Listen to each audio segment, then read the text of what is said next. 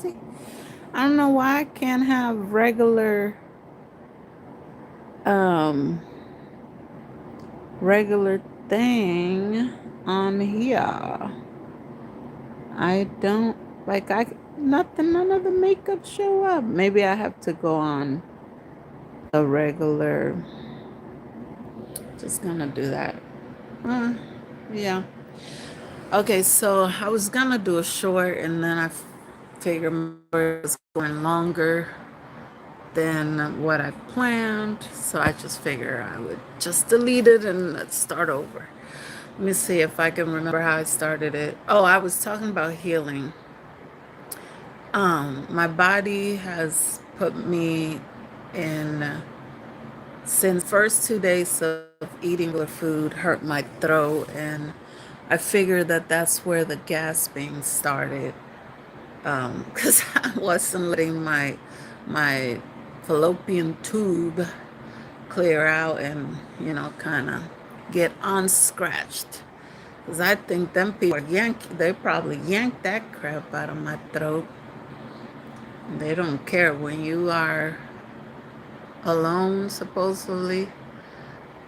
A lot of people take advantage of that. But either way, so my body put me into a sort of a fast. I'm eating like once a day. I'm not really craving anything. I'm not. But one thing that I've been obsessed with ever since I started counseling at 14. I think I was 14. My first foster parents should have put me in counseling, but whatever. That's besides the point. Maybe it would have been too much then because I was still going to court, taking my dad to court and all that. So, new school, new neighborhood, court, and counseling, that probably would have been too much all at once. But either way, um, I thought that once they put me in swimming, the last foster parents, that was probably one of the only unselfish act that they did for me, because I wanted to lose some weight. Even though looking back, I'm like, I was a size 14, and I think I went down to either an 8 or a 10. But I felt good. The what's it called? Hello, everybody. The summer dress was just slipping on. My stomach was, I've always, minus the last 5, 6 years, I've never had a stomach. I never had all this stuff. But it's okay. We're going to get there. But as far as mental healing and emotional healing and trauma healing, I didn't know the words for it, but I always was curious about, like, why, like, oh, I went to counseling and it's only 5 years and they so-called healed. So now, if Sewell's on here, I remember now that he said something about his grandma passing one of the times I was live. Because I do remember saying that I was going to pray for him. So let him know if he comes. But I'm going to try not to look at the chat so I don't get distracted because I can go here, there, everywhere. But yeah, back to healing, trauma healing. And I kept going to counseling, different therapy, counseling, psychiatrist, counselor, whatever title I would try. And that's one of the reasons why it was so easy for me to do the videos, the first few videos, because I've told the beginning of my story so many times. And I've also written the beginnings part of my story up to probably video 8 or 9, where it got really difficult and I started crying because that's when the foster agency got involved. So, but I u- I started to get frustrated with hearing that, like, I'm like, why do these people talk about like, yeah, I'm therapy, I'm healed, I'm healing, and I'm thinking, well, it's getting heavier over here. Like the more I talk about it, because then there's like, okay, our time is up. I'll see you next week. It's like, okay, so now I gotta walk up out of here, sit on the train for an hour to go back home. When I first started therapy, it was in Manhattan, and I had to go either to the Bronx or I don't know. I just knew what train to get on and get off, and I knew where to walk. But for some reason, in my last foster family, which was the family that brought me here, I didn't pay attention. I didn't go out, explore the neighborhood. I kind of went up to the hills, and rich people lived up there, so they used to put like their month-old furniture, year-old furniture out. It's trash. It's like they want new stuff.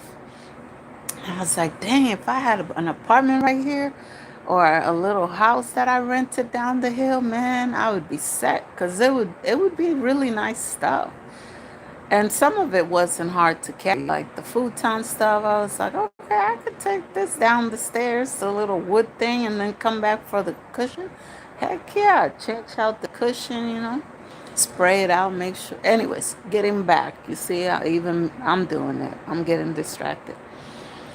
So I started to get frustrated in my 20s because I'm like, how? And then I would hear different type of methods like, oh, I got this homework from my therapist and my psychiatrist. And I was like, how come I'm not getting homework? Because maybe that's what I need to heal. Maybe that's what I need to get rid of the memories, to like move on and forgive. I became a Christian when I was 14 too, but I was a Catholic. Every Spanish into a Catholic family, 90% of us are. So automatically, Catholics, they give you the guilt, like you have to forgive, or you a bad Catholic, you a bad, God is forgave you, God forgave you, God paid for your sin. How dare you be mad at a molester? How dare you be mad at a gaslighter? How dare you be mad at somebody that enjoy your pain? They brought up oh shit just to see you get hit. And she was supposed to be my mom. And then I found out she's my stepmom. So I'm like, okay, that's why, because I'm not connected to my heart. But I found out that she treated her little one like that too, her youngest daughter. So she's just a cold stone bitch, basically. She's just a cold. But I know she does have a little good in there once in a while, peeks out.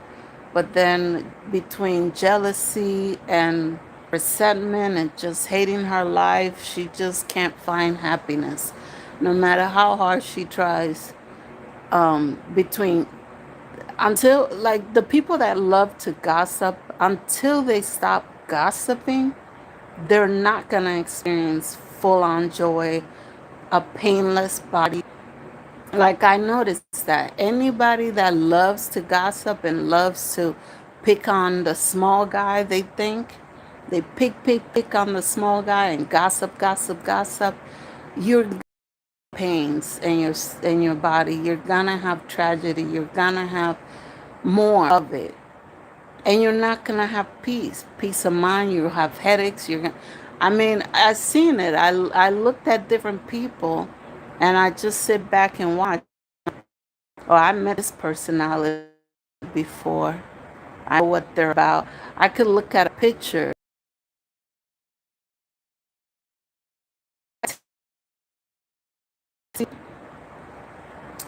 Sometimes I can tell their personality. I could almost tell their sign, but I could definitely tell or what, because it's like I've seen so many characters in my life, and I feel like I'm in the audience sometimes, and it's just like Oh, okay. Okay, we're replaying this character again, just in a different color, or in a different stage, or in a different light, different hair. And you know what happens? Like when you go around the world and just bouncing from to families, or you're a people watcher and you observe and you soak, you start noticing. You know how they say there's always a twin out there? Like you always have somebody. I met people that look like me besides my blood family. I met people and I was like, oh dang, like you could be me in another lifetime, or it's weird. But I met like the easiest one for me is I'll say the lady that I met first, to Kathy with a C. The same, they do their hair the same, they talk the same, they think the same. It's like, huh, that's weird. I know, I think I noticed her first because that was the first person that kind of walked away, a friendship or whatever, that walked away for no reason. That time, I didn't cuss her out. I think my health scared her when I tried to confide in her about my health. And so that was back in 99. But when I met somebody, I met three of that same personality. But it's so weird to see that they do their hair the same, they talk the same. Of course, they might not look exactly the same. With Teresa, the lady that wanted to teach, her husband wanted to teach Ajani how to fly a plane when he was 3, and they were so in love with him, and they were all about us until I told her about her mad ex-husband downstairs. That lady, I forget her name, but I had to ask Teresa. I said, Teresa, do you have an older sister that kind of does her hair like that? She was like, no, all my sisters are younger. I was like, huh. So I was like, I found an old picture of that lady. So I was like, I'm gonna show Teresa. I put it in my bin. I need to find it again. Cause I was like, I'm gonna show. It has to be a family member. Like it's weird. She looked now. That one looked like her, talk like, thought like, walk like her. And this was somebody that the last time I saw them, my Johnny was 3. So, but I still when I met Teresa and I actually started to know her, I was like, another one of you. That's weird. Now, I'll say my ex-husband, my oldest son's dad, my kids got,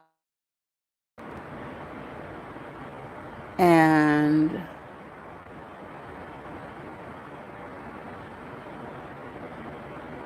I think, and Nico. Those 4, I've not met nobody else like them or vice versa. But everybody else, like even when I met my ex, I was like, oh, hello, Anthony again. Like it was the same personality, the same happy go lucky, the same built, like slim thin, now he looks different, but I was like, huh, interesting. Now obviously there's little tweaks with the exes or whatever, little tweaks of personality, but the ladies, not much. Like except for maybe a little arrangement of the face, it was like copy and paste, copy and paste, copy and paste. So when you start noticing characters, you start seeing them as characters, and especially like I know people will eventually walk away. Something will move because I moved a lot in my life by choice as an adult after kids, but before kids, it was just life just happened.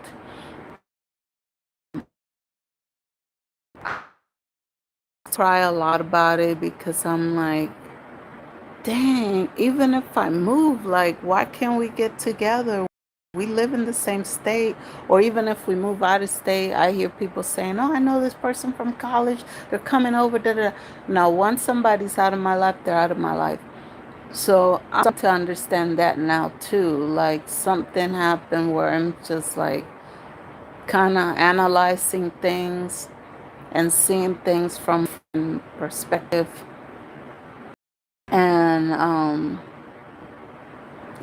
I hated the saying when I was younger, saying like, "Oh, when what doesn't what doesn't kill you make you stronger," or "You're this is gonna help somebody else." Okay, you'll be back in 2 minutes. Now you're sad. Why are you sad? I said she'll be back. Hello, hello. Oh, she's been saying, trying to get my attention. Oh, Emmanuel.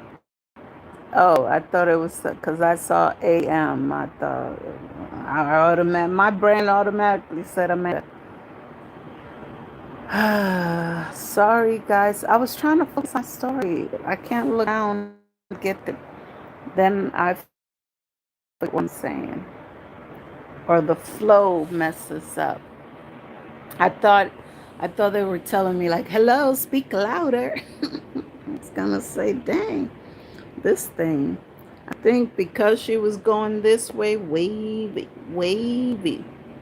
It she kind of lopsided, so I have to kind of twist the twist the bun. It's all right. I mean, I'm at home, so well, that might be interesting. I don't know. Maybe I'll do something with that for tomorrow. I kind of look cute. Look cute, different. Hey, you see, that's how it happens. Why I'm different? Because I just do something. Sometimes it works. Cooking's the same thing. I'll be like, I have a vision in my head of how it's supposed to look, and then I have to tell my people, my to it, so I don't have to tell them anymore. But if I'm meeting with somebody, I have to tell them, okay, look, like it don't look like the picture, but it sometimes it actually tastes better than what I think it probably would taste. Like I know the first time I made shrimp fried rice, I added everything. I wanted everything in that fried rice. I added beef, I added shrimp, I added, did I add chicken? I added chicken. Man, I think it was like right when the pandemic started. And I was like, that sucks. Like, you can't go pick up stuff. You gotta drive through. And there was certain times, and I was like, I'm busy during those times. So Seattle was real strict on that. So I was like, you know what? I'm gonna learn how to make it look. No, that's not gonna stop me. Okay, hey, I said your name. I said hi. I said hi. Calm down. Calm down. Is that really your name though? Manuel. G2. What's the G2? Because you're a double G. You a G from the streets. A G from the street. Ooh, mm. You like it? I'm giving you attention. You like it? I'm giving you attention. Um, but yeah, so yeah, this healing thing, like I was really frustrated in my 20s and in my 30s because I'm like, what's up? Like, then when I got sick, I went into the hospice, came back home. I was like, okay, I guess I have to heal on my own because I couldn't heal in there. The people that were supposed to help me or whatever turned their back.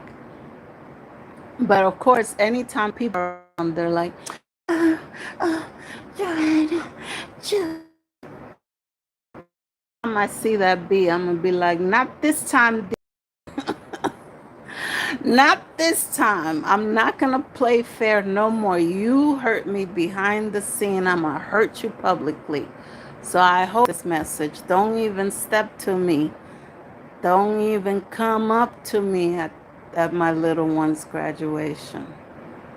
Because I already know how fake it's going to be. And I usually give in and I give good conversation like nothing has happened since I was 14, more than 30 years now.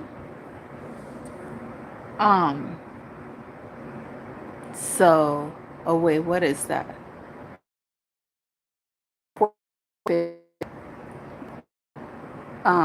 But really, no, they did start. How do you spring on a kid like, oh, we already took you out of your foster family. I couldn't go back because the look that Mr. Hyde, trying to see if, I don't know, what you guys think? I'm thinking, I want to do like an alien thing. Ooh, figure out how to make it stand look like a flower. You know, my mind is off because how did I start thinking about this? Ooh, look like I have a hair crown. You see, I don't like when it's like tilted. Mm. Okay, okay, leave it alone, Joanna. You know what? Let me just take it off so that way, um, so I can focus. But yeah, when I came out of the hospice and I saw that nobody was there, the person that came to supposedly help me wanted to drag me all over town. Supposedly forgot I just got out of a hospice and I was supposed to be using a walker and I wasn't. But I'm like, I could have dropped the way you walk, I could have dropped behind you and you wouldn't have known until it was time to pay something. So I realized then, I was like, dang, no matter how much I try, like, people don't give a damn. People really don't give a damn. They will use you and abuse you until you are on your deathbed, and then they want to come crying. So, of course, I flashed because it's a pressure cooker. Like, you can only take. So I flashed, and that was the last time I saw that person. Because I said, it's enough. Enough is enough. So that was, I said, if you ever come again, you gonna find your own way. You're gonna pay for your own stuff. And that's it. Like, if you really come in here to get to know your nephews and get help me and all that, then do that. If not, you can explore Seattle on your own. Because I'm sick of entertaining people that don't even show up to the airport for me. So once that was done, then the little one came. I had to tell her something too. I felt worse about her because I get attached to kids very fast. So that was hard because I knew that she would keep my niece away if I didn't play ball with her. But I love my sisters. I love my family. Well, the few that I talk to, I talk. I love two of my uncles. I love them, and two of my aunts. I love them to death. I know that their heart is pure. I seen them, how they act around me, sincere. Like, they're not gonna be fake either. They're gonna tell me what it is, but I know that there's no malice. Like, you could see it in people's eyes. If there's envy, if there's malice, if there's evilness, you can tell in people's eyes. And I was one of those centers. So I thought, I kept giving chances, thinking that they would outgrow it, but not cry about it. Like, you don't. You don't mean me no. I know they have a good heart, and I know they're both very giving but very loving. They just don't see me as the one that they need to give it to because I'm the oldest sister and because I wasn't there of them growing up, even though it wasn't my fault. Like, do you think I wanted to go to 4 foster homes? No, it wasn't my fault, but one blamed me for that, and then the other's numb. She's just numb to the whole world. She loves one person at a time, and that's it. Like, that's her word, and then the mom and her, yeah, everybody else comes second or third or seventh on her list. Like, I'm not saying I love perfectly, but if you're in my circle, if you're in my heart, I know how to spread the love. I practice that because I'm like, okay, I don't want people draining me either though. The messages being deleted. What's up? I don't know. I might have to go into the studios, and I said this. I said that I wasn't gonna turn up, but I figured since I made up my mind, I'm gonna stop talking about the situation, because it doesn't need any more attention. But yeah, I wanted to talk about the healing, like, and I feel bad saying this. Like, I don't want, if any therapists or whatever comment, like, don't fight with me in the comments because it is what it is. This is the point that I'm at. This is my opinion, my channel, my stories. Um, I don't believe that therapy is the only way you can heal or you can work on your healing. Because what I think is, my opinion, I don't think you're ever healed. If you really have gone through real trauma, I don't think, and that's okay. Like, I wish somebody would have told me that when I started at 14. I wish one of the therapists or counselors or psychiatrists or whatever told me, oh, um, that healing was a process. Maybe not tell me that you'll never heal, because then I probably would have gave up a lot sooner. But if they would have told me that healing is a process and there's different steps and different tools that you can use, a lot of them, I feel like a lot of them just sit there writing in their notes just so they could get paid, because they have to fill out paper in order to show that they have these many clients. They might not use your name, they use a code when they enter into the system, but that's all it is. It's not writing. I mean, yeah, they're writing to remember, so next week, because they see more than you. So, yeah, that would be hard to remember everybody's story, where you left off, and all that crap. But it's really just a robotic. Oh, okay. You said that your family moved you to New York. Yeah. And oh, it snowed when you came out of the airport. Yeah. And it felt magical. Like, hey, May. Yeah, it started to feel like, here we go again. Okay, so I was born in the Dominican. Like, that's really what it felt like. It started to feel like repetition, just boring, just like the shit is not doing anything. It's breaking me down. Once I leave out of here, I'm gonna be crying. I'm gonna be messed up, and then I gotta heal myself, prepare myself, work after this, or go to school after this. Like, it was actually doing me harm. So I thought, after the hospice, I was like, okay, well, I got to do something else, because, like, I done snapped on everybody so far, and nobody came when I needed them. Everybody turned their freaking backs. I mean, my dad was willing to come, but who wanted that?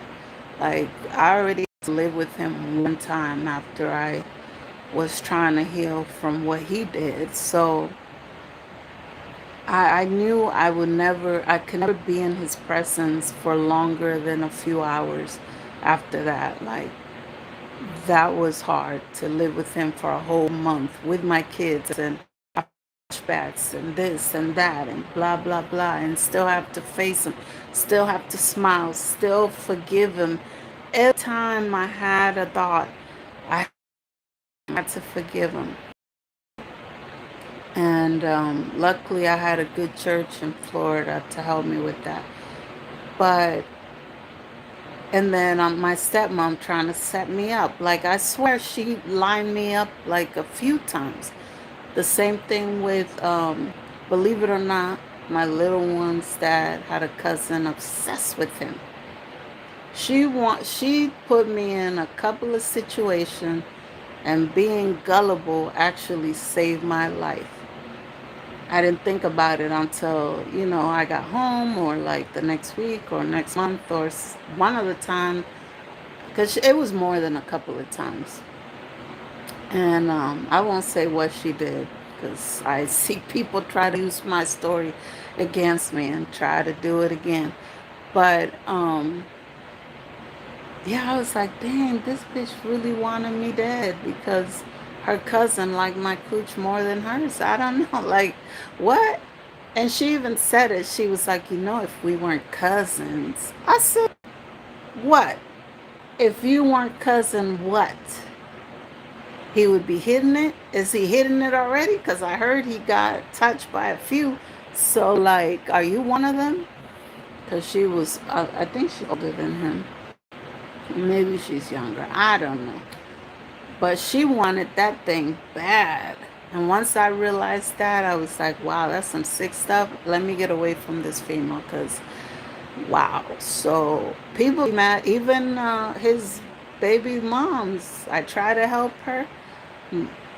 Believe it or not, she lived with me for 3 months. Then I was like, nah, this ain't gonna work. You too lazy. You want to do pills and just lay up. And I felt like I had two extra kids to feed and take care of. I was like, nah, you gotta go. Like, it's bad enough that we both have little flashback and we kind of look at each other with hate. And then we have to talk it out. It's bullshit because he did it, not me, not her. Like, we didn't know that he was doing that to each other. And I had a feeling, but he covered his tracks really good.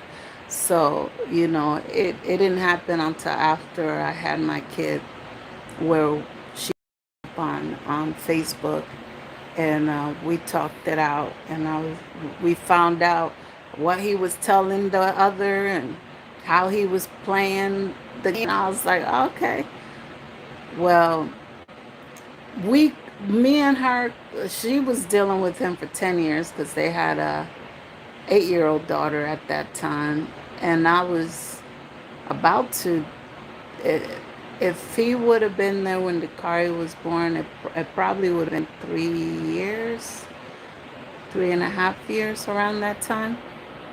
So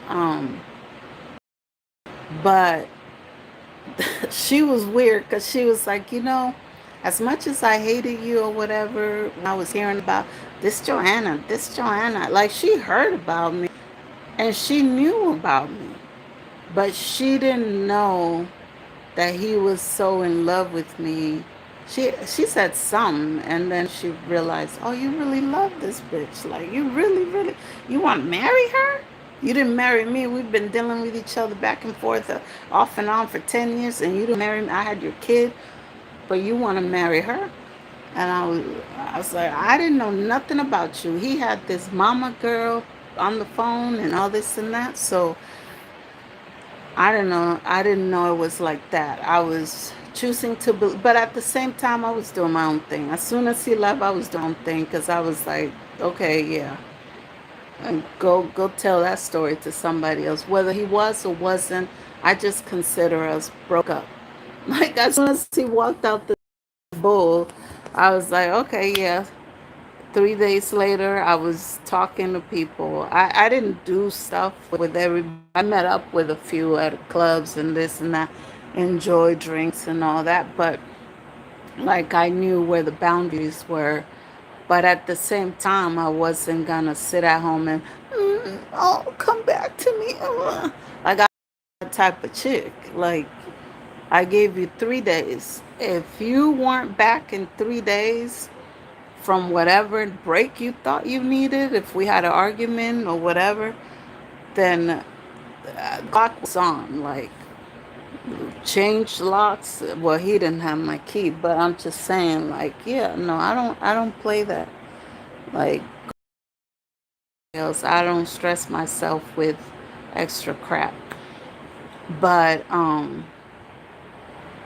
but the connection, even though we had a lot of crazy bad stuff that now looking back, I was like, I should have cut him the first time. I should have walked away.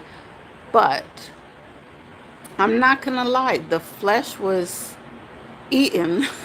The flesh was full on in charge back then in my 20s.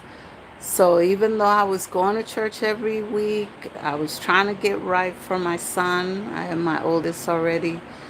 Once I had my oldest, and once he was like two, 1.5 or 2, yeah, I got active. I started going out like I was in my teens again. It was even better because now I could drink and I could get into more places, and me and my girl were just doing it all weekend long sometimes. My son would go to his, whenever my son went to his grandma, I was like, Monica, you ready? Da, da, da. Let's go. I found this spot. Da, da, da. Somebody told me. Da, da, da. Get my little outfit. We were all set at my house, and it was some fun times. There was some. I went on a few dates or whatever. Would try to talk to somebody that I actually wanted to be with. Um, my 20-year crush. But, something always happened. Something always happened. Like, it just never worked. So we just would leave it at that. We'd flirt at the phone and just, okay, well, I guess when, he had a girl, or I got back together, or I had somebody, or this and that. Um, well, because of the flesh, I kept it going because I was like, what am I? I mean, I'm not doing anything. Like, I'm not hoeing around. I'm not going out here. Da, da, da, da, da. I'm just having fun. I'm dating. That's what I called it. I'm dating. And if it just so happened to be that we work out, we work out. But once I found out I was pregnant and all that, so I was like, okay, I had to stop it all, clean my body, give the baby a chance to have a healthy home, in the womb and all that stuff. So completely turn around overnight. That's like that day when I came home with, well, when I came home with the pregnancy test, like a few hours after I came home, I was getting a call from Spain to tell me that my mom took herself out in her DR house. So I was like, yeah, I mean, between being pregnant and trying to do the right thing and trying to go to church and then also give my baby a place to be in and grow healthy. And then my mom doing that, I was like, yeah, there was no more going out. There was no more like being that girl. So I had to become a full on mommy, just focus on going to school, working my job, and growing this healthy baby, taking care of my son. He was going to Head Start, I think, at that time, and working on my friendship with my oldest son's dad, trying to get some kind of schedule together and all that stuff. So But I noticed that even then, when I was like, hey, the minute I slow down, I would watch a movie about a mom abandoning a kid. I would watch somebody, an uncle, whatever, abusing a kid. So I'm like, this is not fair. Like, I'm never gonna be able to watch a movie without breaking down or like hearing somebody's story and want to go somebody up, because how dare you take advantage of a kid, or how dare you beat a kid for no reason. Like, anything that a kid can go through, put it on me. I already been through it, so I know how it feels. And the rage that I felt, oh my God, I was like, there's no way that I could ever. Thought I would want to do like foster kids. I was like, nah, I would have been in jail.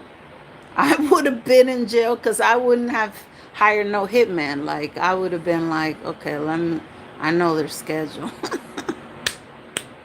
Oh man. And I probably would have tried to become a serial killer. Who knows? Like, I don't know, because yeah, man, the rage that I would have felt every time. So I was like, nah, let me stay away from that field. Let me just help people. That seems to help me. Being an advocate or peer counselor or something like that helps me, or doing talks. I used to go to different colleges and high schools and different platforms, I used to go to conferences and speak and tell my story and about my health, and educated at the conferences. I learned so much. I was doing research the whole time I was going. I was like, shoot, little do they know my job. I was like, I'm not going to a conference unless I'm sitting next to somebody I can hound on about their state, because I was trying to move out of Seattle. So I was like, ooh, let me go sit over here. He's from the Bronx, or she's from Manhattan, or they're from, like, there's always a lot of people from Florida. And I've always visited cousins, friends down there. So I was like, okay, I want to ask about all the places I would think I want to move to California. I even heard Boston had a lot of Dominicans. So I was like, yeah, let me just gather information. So, in those conferences, I hardly paid attention because I was like, so what are the programs called? Let me write that down. Oh man, I would go home and call them and be like, okay, so if I move there, like, how long can you give me housing? How long? Da da da. Man, I swear I could have been in 5 different places, but I also have kids. I had to think, okay, by that time when I was doing the conferences and stuff, um, I think I did one conference when I just had my oldest, and I did 2 or 3 conferences while my little one was little. I think those were like back to back.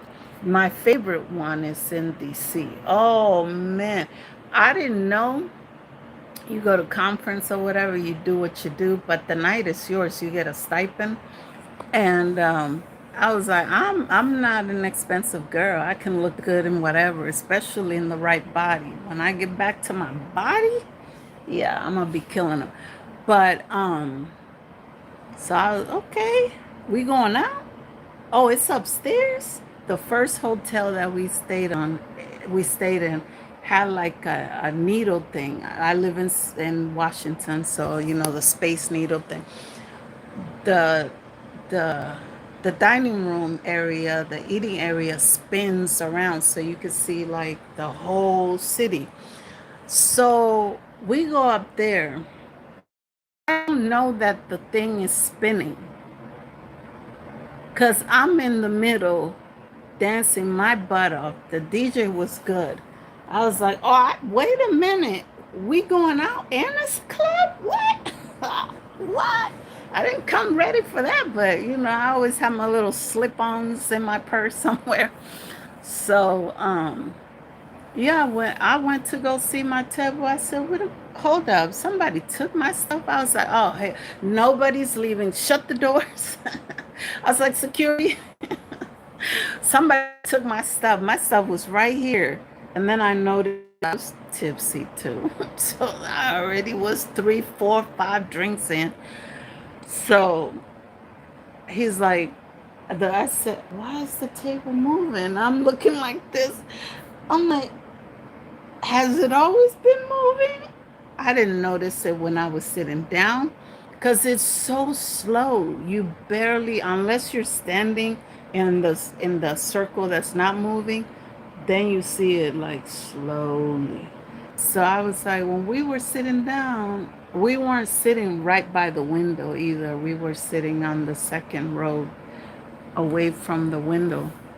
There's like one row of round tables, and then there's round tables, second row. So I was like, yeah, let's just sit on the inner side so that if we hear a song, we can get up and dance. So yeah, I didn't know that. So I was like, oh, there's my stuff coming. Slowly. I forgot what movie this, or is it a show where somebody's making fun of somebody and they're like, slowly I come. So yeah, I had fun. And then the second time, I was like, okay, now that I know what conferences are like, oh yeah, I'm gonna set up. So I got on the chat line like, yo, I'm gonna be in DC, blah blah blah, boop boop boop, boom boom boom. So I had somebody drive from New York that I was talking to for a few years, off and on, and I was like, he's just gonna take me out. There was like a restaurant slash bar thing that like half a block away from the hotel. So I'm like, if I'm just meeting somebody there, there's a lot of people. I already told people that I came there with. I showed them a picture of the person, gave them, I was like, you gotta give me your license. Take a picture of your license. So they already knew everything. And my coworker, I didn't know that her boyfriend at the time was a cop, so she called it in, just sure that that it was the right person. And okay, yeah, this matches his picture. Listen, he just has highlights now. I was like, why you got highlights? You're not a white boy. But either way, so I met up. We had a good conversation. We had fun. Wanted to go somewhere else, but I was like, nah, I'm not gonna get in nobody's car and go off. Like, especially I don't know this city either. So it's like, but I told him, I said, if you want to come to the lobby at the hotel, like we could. There's a lot of stuff to eat. There's little snacks, free snacks, and free um, sandwiches and all kinds of stuff, and we can even get some drinks there. There upstairs, there's a bar. So we went upstairs again. So I clubbed again upstairs with the moving dance floor. But so that the first time was really nice. So yeah, but the second time, yeah, I had to have him like bring me back to that hotel. I think they had the conference at a different hotel, but that hotel had a little area upstairs, I think, or was it in the middle of the hotel? I think it was like in the middle of the hotel. Yeah, it wasn't. I mean, the DJ was whack, the drinks were whack, and then I was like, why are we here when we can be in the spinning hotel? I was so hooked on that. Plus, the DJ was good. Like once we went there, the girls were meeting me there too. Or I think my coworker, she was paranoid. She was like, no, no, no, Joanna, I'll come get you, whatever, whatever, and we'll go together. So she came and got me. And the third time I was like, oh, I'm just gonna stay. I don't feel like going out and meeting nobody and all that. Just pretend conversation type of stuff. I was like, I got the chat line anytime, so I don't need face to face sometimes. Like that's too it takes too much energy sometimes. Plus, of course they want to do they see all this body and they picture it, but you can't get, ladies, you can't give it out to everybody. You cannot do that. Like don't be a desperate thirsty hoe. Like that's the worst. Cause believe me, it's not worth it. Like really ain't. You could have fun. You can learn when you have that type of self control. I think to me, as a female, you have more respect for yourself, this and that. I think to me that's more attractive. Like I think guys find that more attractive if they have to work a little bit for it. Like you just offering it up, it's easy. I mean, of course they're gonna take it because every dog is a dog, but you know, just have some decorum about you. Anyways, so yeah, but as far as the healing go, I had to go back to the drawing table because I'm like, okay, getting way too triggered. Now my mom added another trauma.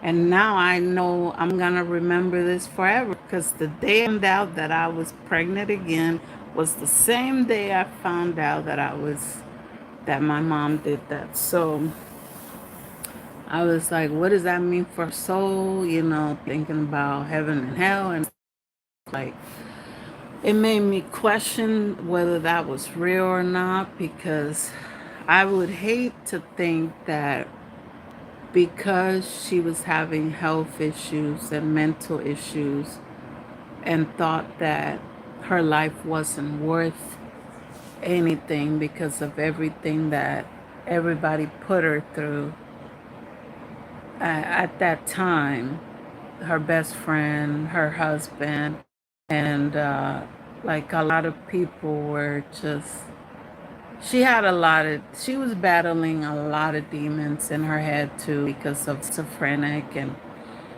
and stopped taking her meds. And so from what I've learned from it since her death, because I didn't know she had them until after she died, but I done research and I seen videos, and from what I know,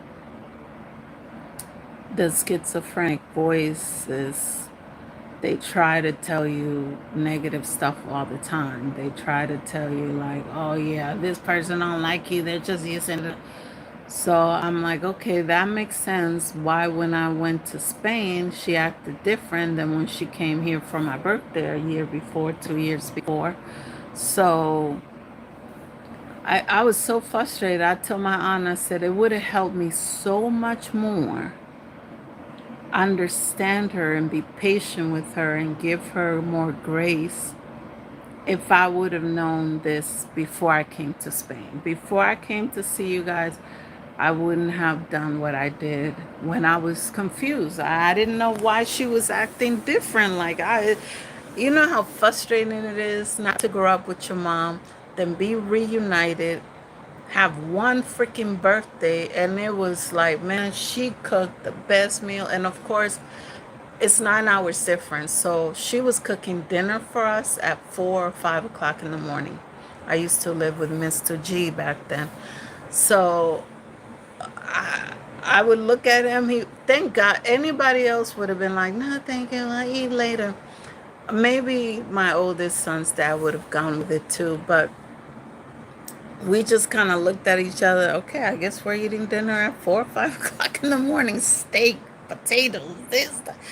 Oh my God. She was like, oh, it's not good. Oh, you guys don't have the season that I need. To me, it was bomb because not only was my mom cooking for somebody I was looking for since I was nine, 9 or 10, my mom is cooking for me and she made food for my birthday. And we shopping together for birthday outfits and stuff. Man, that was the happiest week of my life. And to go from that, all this hard work to get everything together and this and that, sell my stuff, get my apartment, end up being homeless, well, in a shelter, for like, I think it was 6 months, because I thought everything was, I thought I would just fly out, my stuff, fly out. But there's a lot of things you have to do to, back then, a lot more to get over there. And they wanted to make sure that I wasn't just gonna go stay, just be an illegal out there or something. So Spain was nervous to grant me access. So the U.S. was like, yeah, you want to go?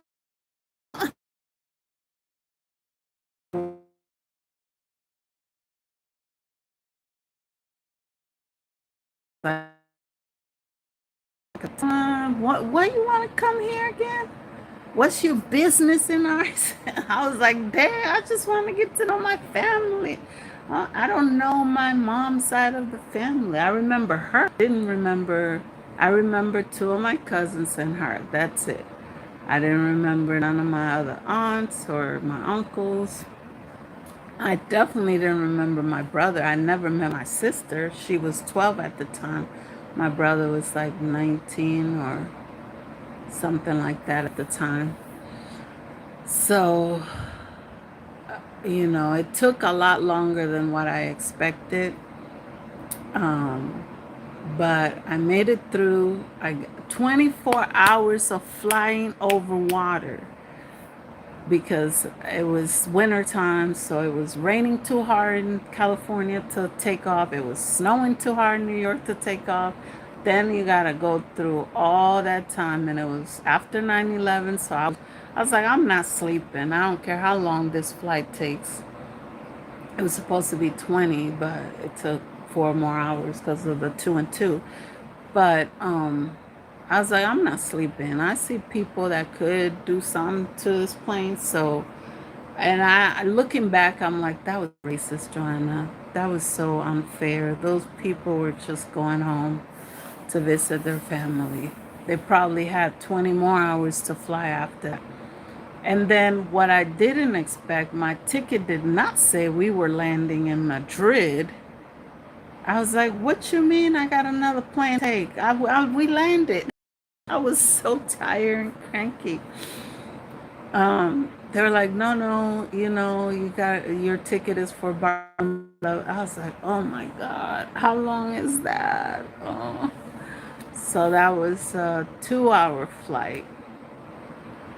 And it was like, but it was quick. It was almost like the next gate over.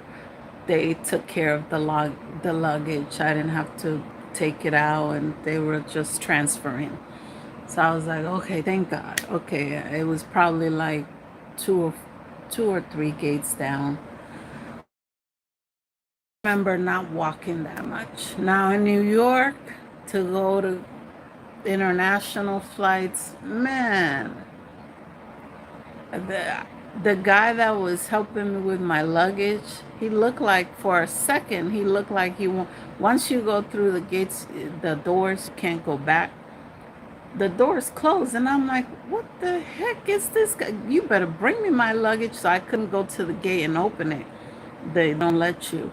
And and then I saw him. I was like, oh, thank God. I was like, I promise you, if I had more than $5, I would give it to you and all that. So I think I ended up giving them some of my food, or back then you could have drinks. So I think I probably had sodas and food with me. So I was like, I'll give you what I have, please. Thank you so much for helping me with my stuff. But in Madrid, I didn't have to worry about it. So yeah, I got to Barcelona and then like everybody was there. My mom, for some reason, did not want to tell my aunties or my cousins what was up. Like when I was coming, this and that, she did not. So my aunt was like, "Give me your ticket information because your mom is acting weird, whatever, whatever." I just send her a fax. Back then, we didn't have cell phones like that, so I was just send her a fax with the ticket information. And she's like, "Okay, we'll be there." So my mom looked pissed. She was separate from the group. She looked pissed. Now, mind you, when she came here, she was an angel. She was hugging up on me. She was, loving up on me, like the dream mom, basically. If you could write what is that version, like what would you dream of when you think about the dream mom? For me, that was the dream mom. We were doing arts and crafts. We were talking. I used to smoke. So we were out there just puffing away and talking, talk. And it's funny because she was like, dang, not only do you like me, but you also smoke like me. And that's the thing about DNA. Like, it is what it is. Like, the last time I saw that lady, I was six. Yeah, I think I was six. So the fact that stuff just happens like that is weird. DNA is weird. But yeah, so that was added trauma when I was just confused. Then I found out that she sold her place, but then she didn't. She would, she was in a room one time talking to my brother, and she was like, "Oh, how's the place?" Da da da. I was like, "What?" So she has her place, but she's here to live with some weirdo. But I was like, okay, I'm gonna be respectful. That's her man or whatever. I'm just happy to meet my sister and see my brother, meet my brother, because I met him when he was one something and I was like five something or four something. There's a picture that I remember. When I saw the picture, I was like, I remember taking that picture. That was crazy. Because I was staring at him like, this? And why is he getting her attention? Like, I didn't know. I don't think I knew that that was my mom, but I know when I went over to wherever she lived, she would sleep. She would love on me. She would, like, she would make a big fuss out of me. All of a sudden, the last time I saw her, I see this big chunky guy just waddling, and everybody's like, "Oh," I said, I got jealous. Like, I got really jealous. I didn't know. And I don't know if, I mean, people must have told me that he was my brother, but I don't even hear that. When I have my dreams about like the past and that time, I've never heard them call his name in my dreams. I don't remember ever hearing it. So I'm sure they did though, because what are they gonna call him? Nothing.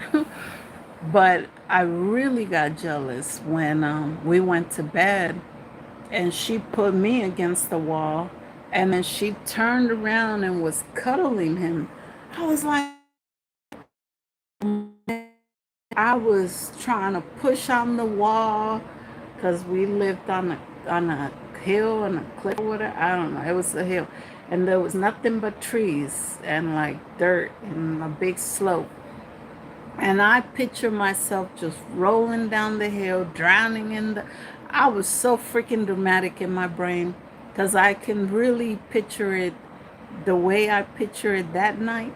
I could see it clearly how I saw it happening. Like I would just hit boom, boom, boom, go down and hit all these trees because we used to live by this river called Rio Grande, and that's big river in English. So huge river, I guess. So, but it was pretty time I was there. But in my head, I was like, yeah, I want it to be this high because I want to go down and I want it to sweep off and just take me away because you don't love me no more. Even though I didn't know that she was my mom, I felt it. I felt neglected. And going through being all that crap, of course, they're like, well, you felt abandoned. She abandoned you 18 months and then she abandoned you again when your brother was dead. That was the feeling. That was the feeling that they gave you. I was like, yeah, it sounds about right. But when I got out the hospice, I was like, okay, I got to do something because I purposely tried to take myself out, and it almost happened. But when I saw that my kids had nobody, I had to snap out of it and just kind of boom, boom, boom. Even the hospice was like, who are you? Because to turn around in a month with all the stress that the foster parents were putting on you, that lady that had them was putting on you, how did you do that? You walking, talking, weight, but you look great. Ooh, hey, lost weight, but you look great. Lost weight, but you look great. So I was like, I don't know. I just know when I called them to tell them I have to leave. My oldest was like, he told me, he's like, and he could take a lot. I take a lot, but I bitch about it and moan and like cry and try to fight somebody about it. But he takes a lot quiet. But when he said, Mom, I can't go back to Liz's house no more, like it's too much. Because the pastor was on his way to pick up the kids. I was like, say no more. I was already thinking like, okay, in a month I'll come home because I had a plan for Valentine's Day, February, sometime in February. Then I was like, no, no, no, I want to be home by Christmas with my kids. And then I was like, no, no, no, no, no, I'm going to be home by Thanksgiving with my kids. They were like, you realize this is a hospice? I said, I don't care what does that mean? What I came here to get better. And then I had the neighbor next to me pass away. I saw them put her on the bed with the black bag. Now they try to make it pretty. They have quilts and knitted blankets that are donated for that, so it doesn't look so bad, like just a black body bag. I noticed the blanket first because I was coming from the dining room area. So I was like, oh, that's nice. They're taking somebody to the hospital. Then I noticed the black bag because they had it covered, her feet were covered with the quilt, but the bag came like to here. I mean, the quilt came up to here, the crochet thing. And then I noticed the black. I said, why they have? And then I was like, oh my God, that's a body bag.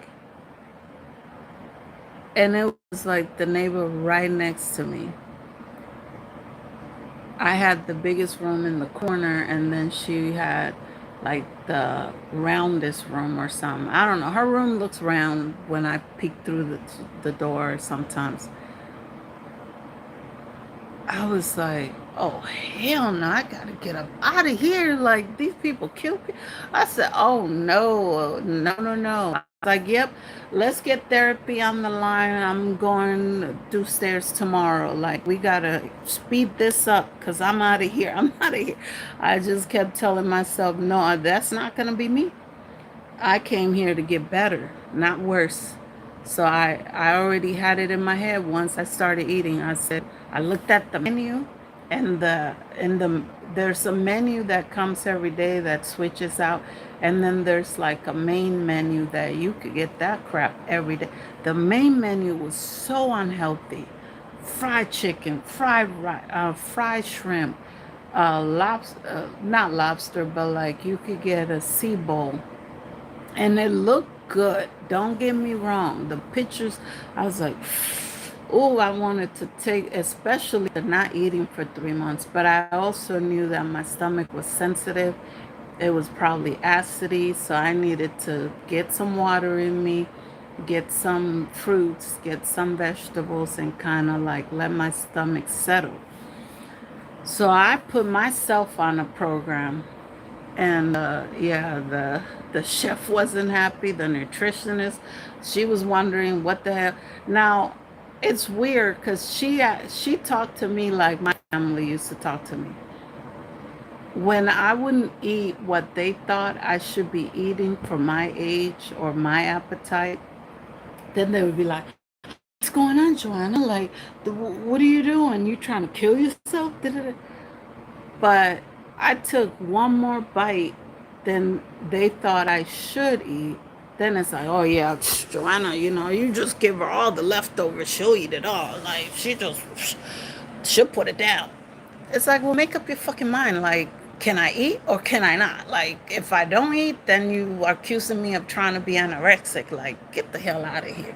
So that was the same thing that the nutrition. Now, no shade, but shade. I don't think a nutritionist should be fat. Like, if you're a nutritionist, then it needs to show. Like, I wouldn't even sign up. Like, if I gain weight, even if it's health issues, I would find another field because how are you gonna? You have breakouts and this and that. How are you gonna be a nutritionist? You don't even have healthy hair. I loved the lady, but when she started talking like my family, I was like, okay, you one of them. Jesus. Like, Joanna, you got to get your strength. I said, with fried food. Like, that's stupid. Why you guys do that? I thought you guys were trying to help people out here. And then she's like, oh, hospices. Now she noticed I didn't know what a hospice was. Everybody else thought I was just delusional. And everybody just went along the dream like, yeah, yeah, we'll let her leave. She, she, we got her 6 months past, um, voucher so she can figure out how to get rid of her apartment and figure out her kid's situation. She ain't going nowhere. But in my head, I was making the deadline sooner and sooner. So I already had my mind set. Like, I'm gonna get better. I'm gonna get out of here, and I'm gonna live long. Like, that's it. The light is the switch is switch. Like, I just hit the switch. Like, what do you mean it's not gonna happen? I said, unless it's illegal or the cops are gonna stop me, once I'm ready to go, I have to go. Like, I have kids, they're being mistreated. My foster parents aren't taking them, making excuses and shit. I'm not gonna let my kids get depressed. And then that's gonna hurt me more. That's gonna break my spirits more. So, and then I might go to jail because I might have to go over there and find this Liz lady and take her out for trying to try my kids because she thought I was going. She's, yeah, anyways, a lot of people do. I get weak. The only person that came into my rescue when I was weak was my ex-husband. And I think AJ's dad would have done the same thing. Those two. I don't know if it's a Libra thing. I'm a Libra too. We're a lot more sensitive and we see people for people, I think. And we know good hearts. Like, if I know you have a good heart, I'm gonna be there, ride or die, and I'm gonna take care. You sick, I'm gonna help you out. Like, I'm not gonna leave you high and dry and all that, or get scared. Like, yeah, I'm gonna be scared, but I'm gonna be scared right there. Like, I'm gonna make sure you're good. A lot of people don't do that. They run away, or they think like, oh, she's get her, get her, get her. Let's get her up out of here. For whatever reason, people have tried that a lot. So I already know the methods, I already know the signs, and I know how to hit that switch. And I try to warn people, like, please leave me alone. Please stop it. Please show me that you have a heart. And some people feel like, ha ha ha ha, na na na na na na. That's what I hear in my head. Like, once I hear that little circus music in my head, I'm like, oh, okay. Then something happens in me and I just flip to the other side. And like I said, I don't have two sides. I have four sides. So if you met two of them, then we're good. If you survive the first two that come with me, then we're good. We don't need to see the third and the fourth, you know. But most people that try to take me out when I'm down see that third and they get confused. They're like, whoa, I didn't expect it. I warned you. I told you. I begged you. I cried to you. And then God's got to do what he's got to do because I'm still his child. Yeah, I don't have birth or earth parents or, I had so many foster parents, so many mom like people coming in and out of my life. Mom examples, people that I could talk to like a mom, like an aunt, like a sister, like this or that. I had those type of people in my life, but doesn't mean that when it comes down to it, God shows up. And I've seen it over and over. Like, I've never wished anybody, it's hurtful that when you're down, the people that you think love you and they say that they're gonna be there. I don't know what happens. Some people I see jealousy in. Some people think I'm too ambitious or like, yeah, right, you're not gonna be able to do that. I don't know why people's minds are so small. Like, even people that claim to be a positive person, they'll post all this motivational crap, da, da, da, but they don't believe the shit because if they did, they would know that you just got to stop gossiping and have a good heart. Give your heart, give your life to God. That's it. Everybody can have this type of power and this type of mindset if you turn your life around. Stop doing trying to be sneaky. Stop trying to be snaky because that means you're being used by the enemy.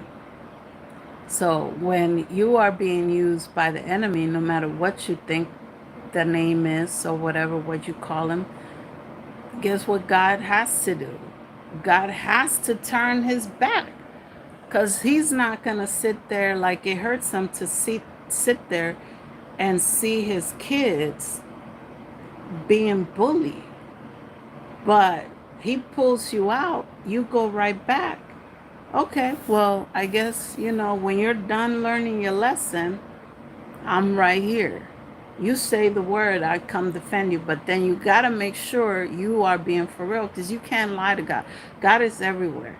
So, like, you could play with these things that the world offers and make you think like you're going to have some power over somebody or like you just because that person doesn't see it. And I try to tell people, like, once I realized when I started having dreams and started hearing my life story told to me in my dreams, even my mom's name. So I was like, oh, wow, if I really, really want to know something, I have to just ask. And then it might be a week later, it might be a year later, it might be a month later, it might be 2 days later, it might be an hour later. It'll come to me in a feeling or a dream. It just does. So, and I mean, I don't say half of the stuff that comes to me, I don't even say it. But if I do, I just be like, I heard you were talking about me. You were saying this and that. People be like, no, it wasn't. No, it wasn't. Well, how did you hear that? Don't worry about it. But, I'm used to it. Now, the times that it does hurt more is when you love somebody, whether it's a family member or a relationship, or even my kids sometimes, there's times that stuff happens with my kids and then I have to kind of get riled up with them. And Luckily, I haven't had to do that in a few years. I haven't had to get rowdy with them, but um, they saw that fourth side. They definitely saw that fourth side. Um, well, it's not funny. It's actually not funny. It's actually sad. And the thing is, I cannot control myself. Once somebody pushed me to that, I don't know the time, I don't know the minute, I don't know the hour, I don't know nothing. I just know I feel it and I'm just on that next level. So, and I don't know. I don't know what to, but I think that's part of my healing. That's part of my protection because if I let somebody step on me, let's say they were planning to step on me or kick me in my gut 50 times. I took the first 5. If I stay for that until 50, my insides would be bleeding out and who knows what. It would take me longer to heal, right? But after 5, if I'm like, damn, this person is not gonna stop. Okay, I guess I gotta get up and and get in there. Okay. But so you know, but I think with doing the videos, I really thought I had the formula. Like when I went, you don't know how hard and how nerve-wracking this was. There was some unexpected that happened when I went to New York. After I came home from the hospice, I had a talk with my oldest because I was like, I'm not going to take you this time because I have something that I want to do. And I can't focus on doing that mission if I'm worried about who's talking to you and and my little one is a little bit more, he kind of checks out stuff and I know that he would speak up more. So I had to explain to him like, look, don't believe in that obey your elder crap. If you feel uncomfortable about anything, you let me know and I'll handle it. So I was already preparing for some bull, but I was hoping everybody would play nice. But no matter what, my main mission was to be able to walk my old streets without having tomatoes thrown at me the last time I walked through there for taking my dad to court. And man, the power that I felt, the relief, the weight came off me. I from 170 to 177, 175th, that's where it started in that basement apartment. Unfortunately, I wanted to go like I know it sounds psycho, but I actually wanted to go in the building, go to the first floor, see if that depressed lady that said no to me back then was there. I was gonna knock at her door and tell her everything, her no, her saying no to helping me that night that I was trying to get away because I knew my dad had a gun in my room and I knew that he was mad. They made him leave, but he was just hiding in the alley somewhere. And I knew that. The the her know what that meant, what that felt like, what I went through. And I'm kind of glad she said no because I'm like, what was she supposed to do? Her and her husband. We lived in the same building, so I would run into my dad or I would be scared to go outside or I mean that wouldn't have been a life to either. That would have been hard for them and me.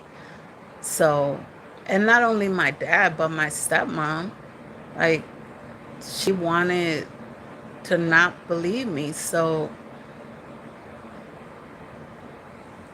but I still wanted to face her and just tell her, like, I wish you allow me at least 1 hour of just to calm down or something and then call the cops, walk me down the stairs. Like, that's what I would have done. if a kid came to me and said, I'm scared, these foster agency or whatever, this is what I'm going through, I'm scared. Like, I would not have the heart to close the door on a kid like that. I wouldn't have done it. I would have figured something out, even if it was just that night. Let me sleep on the couch or something. But I still wanted to thank her for not taking me, because maybe that would have put me in a more dangerous situation.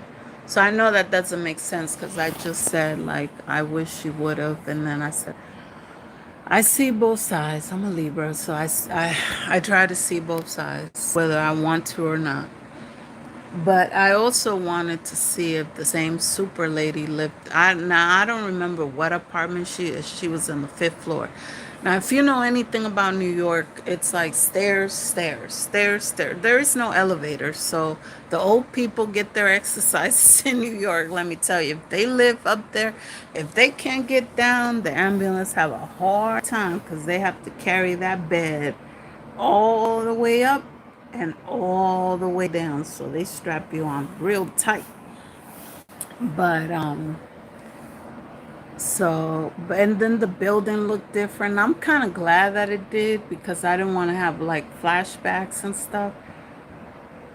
They painted the building, the fire escapes, so it didn't really feel like the same place. So that kind of was like, okay, well, it's not as impactful. Like, I wanted, I know this is gonna sound crazy, but I thought to myself, I have to force myself to feel the pain to get over it. Maybe that's what I need to heal. Like I said, I was working on my healing. I wanted to just be healed. And I thought by being around my dad, it'll just magically disappear. But that didn't work in Florida.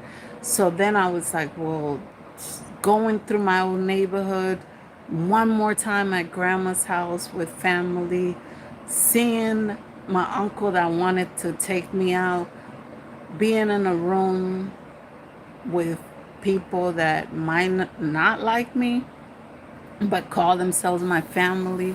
Maybe that extreme will push me into healing, will push me into just like, okay, that feels better. Thank you guys. Bye.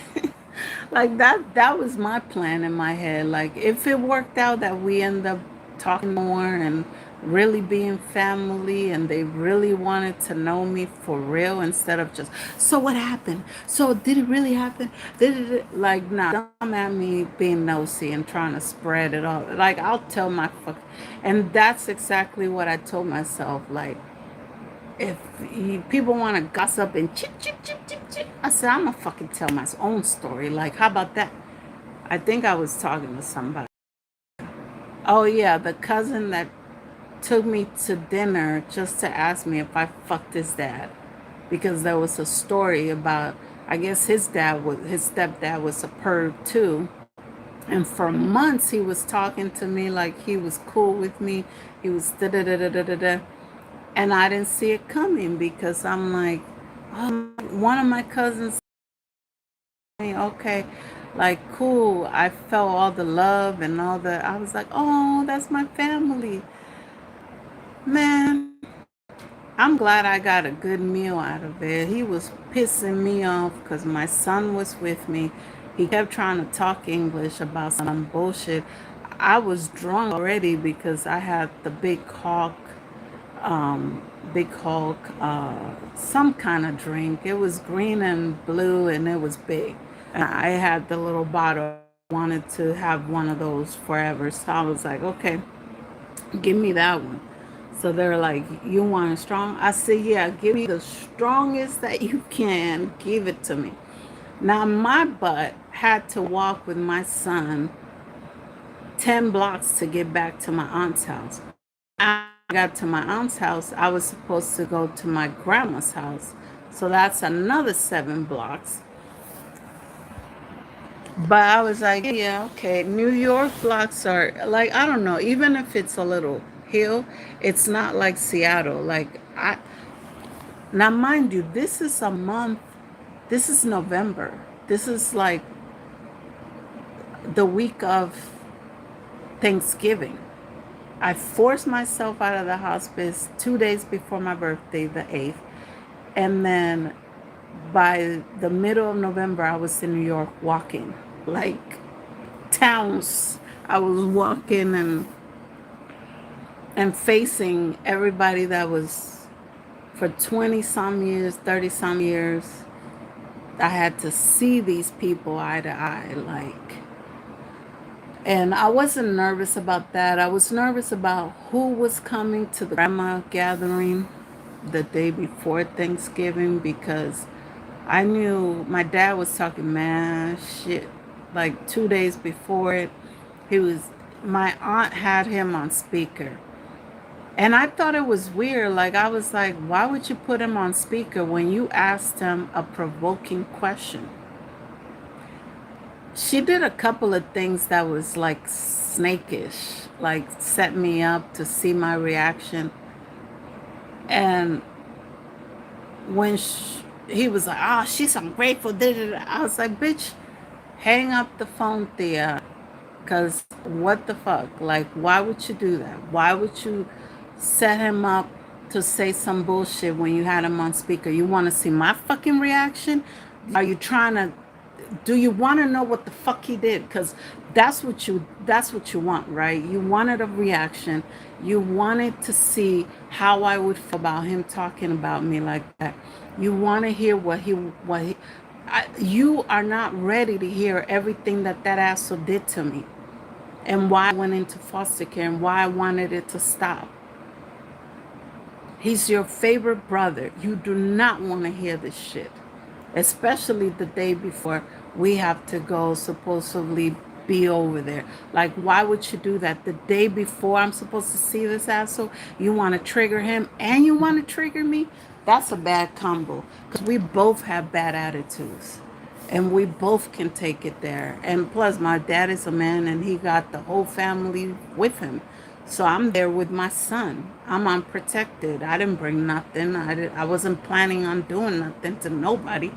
I was there to heal, to see if that part of the family would act right and kind of act like family.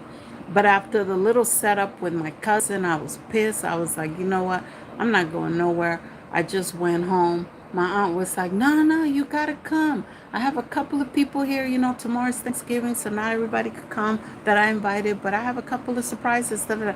So, man, I'm not walking those 7 blocks. Me and my kid are tired. I had a very frustrating conversation with my cousin. He was like, so what happened that day? I was like, what fucking day? Like, I lived a life. What day? Oh, the day that my stepdad got kicked out of your house. I was like, I don't know. I just know he went to the bathroom. He wasn't supposed, but he begged me he needed to use the bathroom. I was doing the dishes. And then he was like, okay, thank you, Joe. I'll leave before you get in trouble. Da, da, da. I locked the door and that's it. Now, when my dad came home, my stepmom came home, they went to the bathroom, saw something, and then they came and whooped me. Because why did you let this guy in when we told you don't let him in? But this guy used to come to the house all the time to teach me how to cook. And I was he was the stepdad and talk to his wife all the time. Like, she used to come and just sit around and talk to me about her business. So I was like, it's just Theo, it's just my uncle. Like, what are you guys doing? What did I do something wrong? Like, I was so clueless. Of course, when I got older, because I asked him, he called one day after I got whooped really bad. And I was like, you got me in so much trouble. They were so mad. What did you do? What was the from da, da, da. He was like, I said, my dad said something in the toilet. And he was like, oh, I'm so sorry. I forgot to flush. I was just, I was sick. After I went to the bathroom, I just coughed up And then I forgot to flush. I'm so sorry. I washed my hands and I just walked out because I didn't want you to get in trouble. I was trying to get out the house. Later on, when I heard the stories going around town and going around in the family, word got back to me that supposedly he was jerking off in the bathroom thinking about me. Now, how was I supposed to know? Nobody told me he was a perv. If they would have told me he's a perv and explain, you know why my dad didn't explain he was a perv? Because he was doing it to me.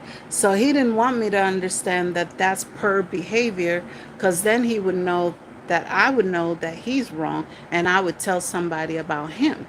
So instead of explaining shit, he just got jealous. And I know that sounds sick and weird to some people, but after so much counseling, when a person is abusing you, whether it's physically, verbally, whatever, if somebody else is treating you good or whatever, they get jealous because they're like, no, this is my victim. Get your own.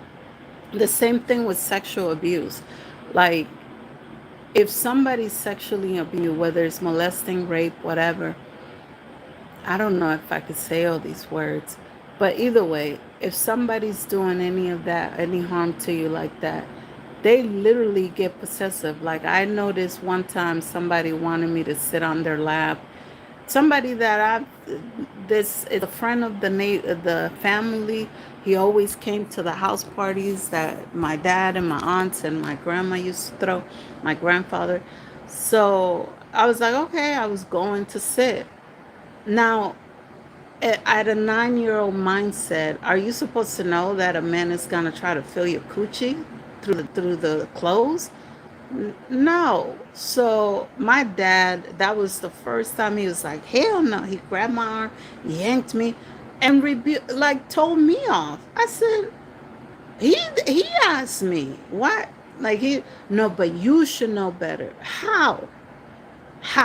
You don't tell me nothing. So how am I supposed to? This is not the first time that this man. He was kind of like another uncle to me. So I'm like, so my uncles can pinch my ass and kind of pretend to grab my tetas, but an uncle that's not blood related, I can't sit on his lap all of a sudden. Like I've been doing it for 2 years, but now it's forbidden. And then the whole thing, the daddy thing, like the rage that I saw in his eyes, I was like, oh my God. And I didn't understand it until I got counseling and I kind of talked that through with a counselor, with a therapist, whatever she was. And she broke it down. And I was like, that is sick. That's really sick. That my own dad got jealous because he thought somebody else touched me or somebody else did more than that. I was like, so these are people that I had to look at and face eye to eye, and everybody else think I'm the liar or whatever. To this day, a lot of them don't believe me to this day. Like, why would somebody keep up? I mean, I understand some people would keep up alive for however long they want to, but with all the pain that I gone through behind that and all that stuff. So I was pissed. Well, my cousin, I went up 5 flights to meet his mom because she used to talk to me all the time. So I was like, oh, maybe she'll be happy. Man, that face, the lady's face went. Now we call her Tia Blanca. She already liking, but I saw that look go, that smile. Turn, Joa. I was like, yeah, in my head, I'm excited to see her. I miss her. I was like, I wonder if she'll remember me. She's like, of course I remember you. I used to talk to you all the time. I was like, yeah, why did you do that? I was 8. I was 9. She's like, well, you actually were good listener and you did talk back. I was like, I did? Yeah, it was good like, oh, okay. Well, I'm glad that it helped you because I always thought to myself, with her and the super and the depressed lady that said no at the door, all three of them used to do that to me. Sat me down for hours sometimes and just talk, talk, talk. And I guess I would ask questions. I would say something back. It was enough for them. So, but I asked her, I said, why did you feel comfortable in that with me?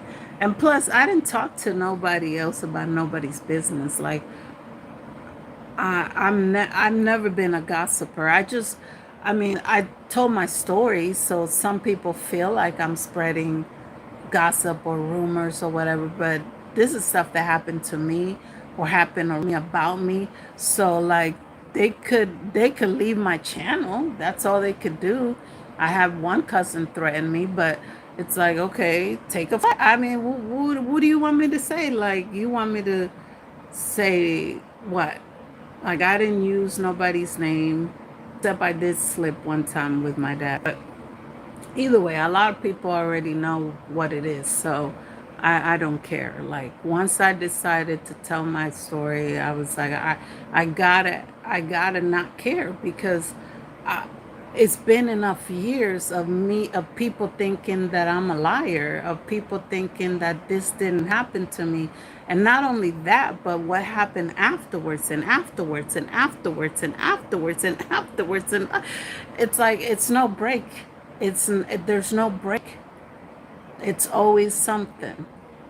But God gave me the strength and the power to get over it, turn my pain into power, and also turn my pain into a story, turn my pain into helping, turn my pain into healing, turn my pain into being an example for others on how to get through, how to break free from all that crap. Now, don't get me wrong, I cry a lot.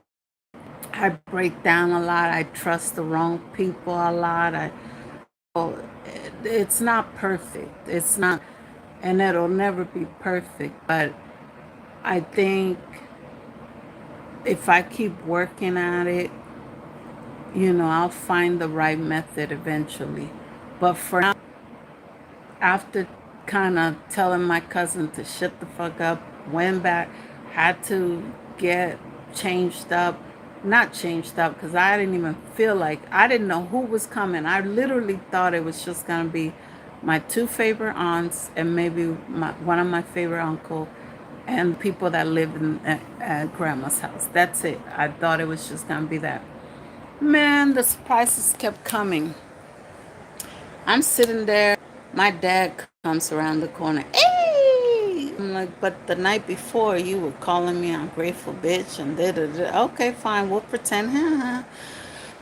Then, ding dong, my stepmom comes in with both of my sisters and my brother. Now, if you know my story, you know how heavy that is. So I'm like, what? So I get up to give everybody a hug. Da, da, da. Now, mind you, I'm still buzzed, even though my cousin fucked me up with all those questions and trying to make me talk English in front of my friend. Like, I was like, that's fucked up. Like, looking back, I wish I would have cussed him out even more because I can speak Spanish and you understand fucking Spanish. My kid he didn't need to hear none of that shit. So all the questions that he was asking in English. So my kid was getting curious, like, what's going on? But I was like, just eat, please. So he knew how to stay out of my business. But because now I can tell my kids about these stories, but he was young. He was young that was we were still in 19, November of 2019. So I was like, I'm not ready to tell him none of that. Not yet. Like, what the fuck are you doing? Why? So I kept telling him in Spanish, shut the fuck up. You better talk to me in Spanish. I was so pissed. Oh my God, I wanted to crack that big old margarita glass, man. Oof. I had visions after I got home because the more I thought about it, it me off. Because I was like, cuz, what was that about? Like, he cut me off. I don't know if he blocked me or if he just wouldn't answer the questions. I'm like, so bitch, you really thought you were gonna treat me, blindside me, and have me confess like a 9 year old? What, you really thought that that really happened? Like, when I thought about it, I was like, that's messed up. I got abused, and then that automatically made me a hoe. Like, you really thought I was out there fucking grown men? Like, wow. It just blows me away what people believe, and like the all the stories that, and even about other people. I heard stuff about other people. I'm like, yeah, yeah, okay. I don't even believe the shit because I know the stuff that came about me was all the way. Like, I don't know how it started. It started like, well, the dad, she accused her dad. And then that leaves, everybody adds a word to it. And then by the time it gets back to me, it's like, what? Not that cousin, this cousin. And then I would get the right, like, I was like, oh my God. So I eventually, one of the rumors that I heard way back in 19, I finally got the right story and the right people just not too long ago. And I wasn't even looking for that story. But when I was hearing it, I was like, oh, okay, that's what happened. That's what they meant to say, those gossipers. You see what? You see why gossip is not good? It just fucks up people's life for no reason, and you don't even know if it's true. Like, have you talked to that person? Because I'm bold enough. I'm bold enough. I'm bold enough. To my cousin did it wrong. Like, he should have been bold enough to say it through Instagram. Like, I heard that. That way, we didn't even have to be fake like that. We didn't even have to meet up or nothing. Like, and then the way that his mom looked at me, it looked like she believed it too. So I had to tell her. I told her in Spanish. He was there, he heard it, but he still took me to dinner thinking like, yeah, you're not, I don't know. He thought he was Detective Gadget or something. He was dig, dig, dig, dig. Once I noticed he was dig, dig, I said, okay, motherfucker, like, that's the game we playing tonight. After I got buzzed and everything, shit, fucked up my buzz. Like, I was so mad because that drink was really good. I was planning to feel good. Plus, I needed that drink to get to the grandma situation.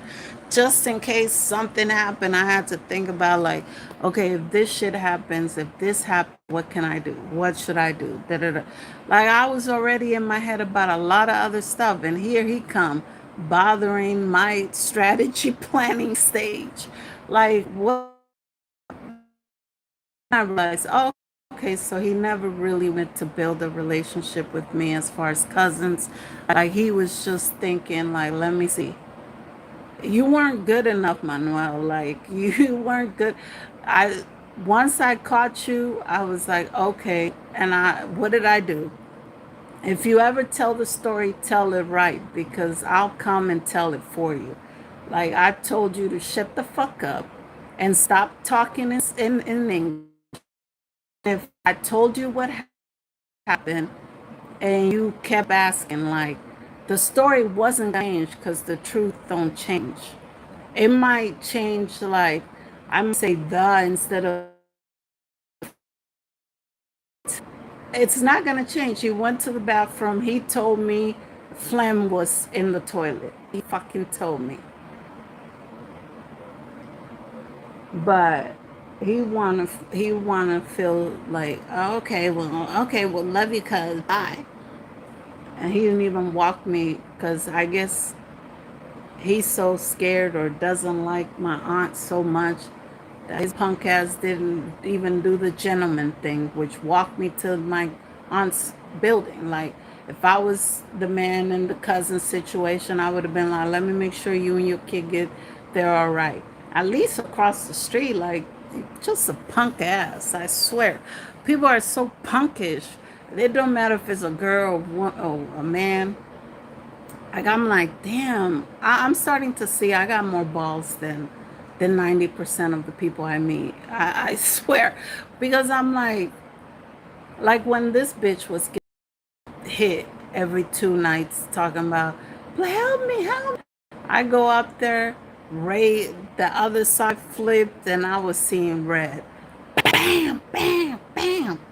Hammer ready, hammer ready. I wish the motherfucker would leave her alone. I already called the cops. Da, da, da, da. Oh no, he tried. Motherfucker, I got something to blast your. You knock on the door one more fucking time. I'm gonna blast through the door. And so the cops came, talked to him. He's white. So, of course, they didn't take him in. The second time, they took him for a few hours. I heard his steps are really loud. So I hear him bump, bump, bump, bump. Now, I was nervous because my son had a car. I was like, I'm thinking to myself, if I find one little scratch that's not supposed to be there, I'm gonna be upstairs in 2 seconds after that. I don't care. Like at that point, I was scared, but I was like, fuck him.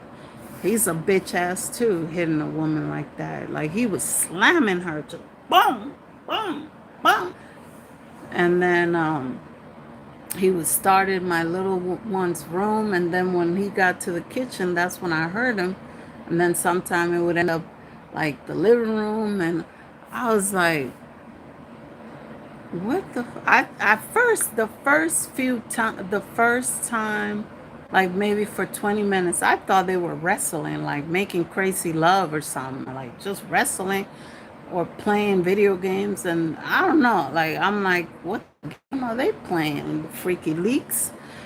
But when I heard her scream like, help me, but don't, I was like, this motherfucker's hitting her. My kids are like, mom. I was like, no, there's men. There was a man next door to me. There was a man with a pit bull next to them. There was people across the way that heard the shit. Like once I went up there, they heard my banging. Cause I didn't realize my hands were banging so hard until after. Cause I went there, one on the camera and one hand was on the camera. I was already live. Cause I was like, just in case this motherfucker, we need, like when I played the video back, I was like, oh shit. I was banging on that door real hard, like, whoa. So let me stop cursing.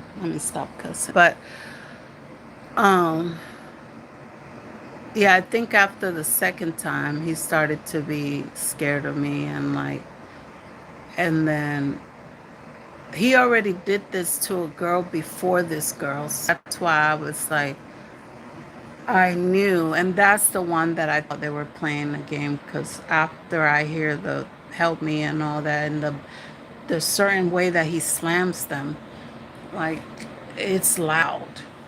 And so even if I wanted to ignore it, I couldn't. It's affecting, like my kid can't go to sleep. We can't watch what we're watching. Like, and even if I could, my heart wouldn't allow me. Like, how do you ignore somebody screaming for help? I don't give a, like in my head, I didn't give a dang if he had anything up there. If he shot me, then it would be on camera. I told my kids, don't come all the way upstairs. Stay halfway down.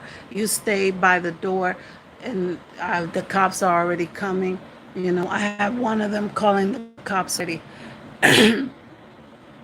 But I didn't care. And the guy next door to that downstairs to my, he had the nerve to say, shh, some crap, or shut up. I was like, motherfucker, you shut up, you punk ass bitch. You should be out here. You should be out here. What kind of man is this? You got a kid and a wife, and you hear a woman screaming. And then I'm looking at the guy with the dog, because, of course, the dog came to the door, so I had to kind of back away and go halfway down the stairs and yell at the guy. But I didn't see the guy that night, and I don't know how he calmed his dog. But the next day and the next day, I would look at the guy. I'm like, man, you have a dog. You have help. Like if I had a dog, that carrot top mug would be just chewed up. and it would be self-defense because how dare you, you know? But so this girl, like the other day, she had two cats that started to get close to my cat.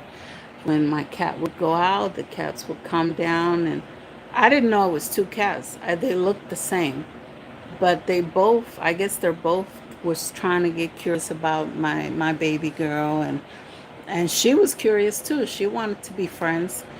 Um, so because of that, I was like, okay, well, maybe if I start talking to her, she'll know that if anything happens, then she can come to me for help or whatever. I just wanted to be there for the girl because I told her, I said, you're not the first. And you get like pink and purple hair. I noticed a week after she moved in, she had the same pink and purple hair. And I was like, what is up with him? He wants a harlot or what's that? What's that from the Joker? I was like, okay, that's sick. Like he's trying to duplicate the first girl, I guess, or maybe he does that to all his girls. So,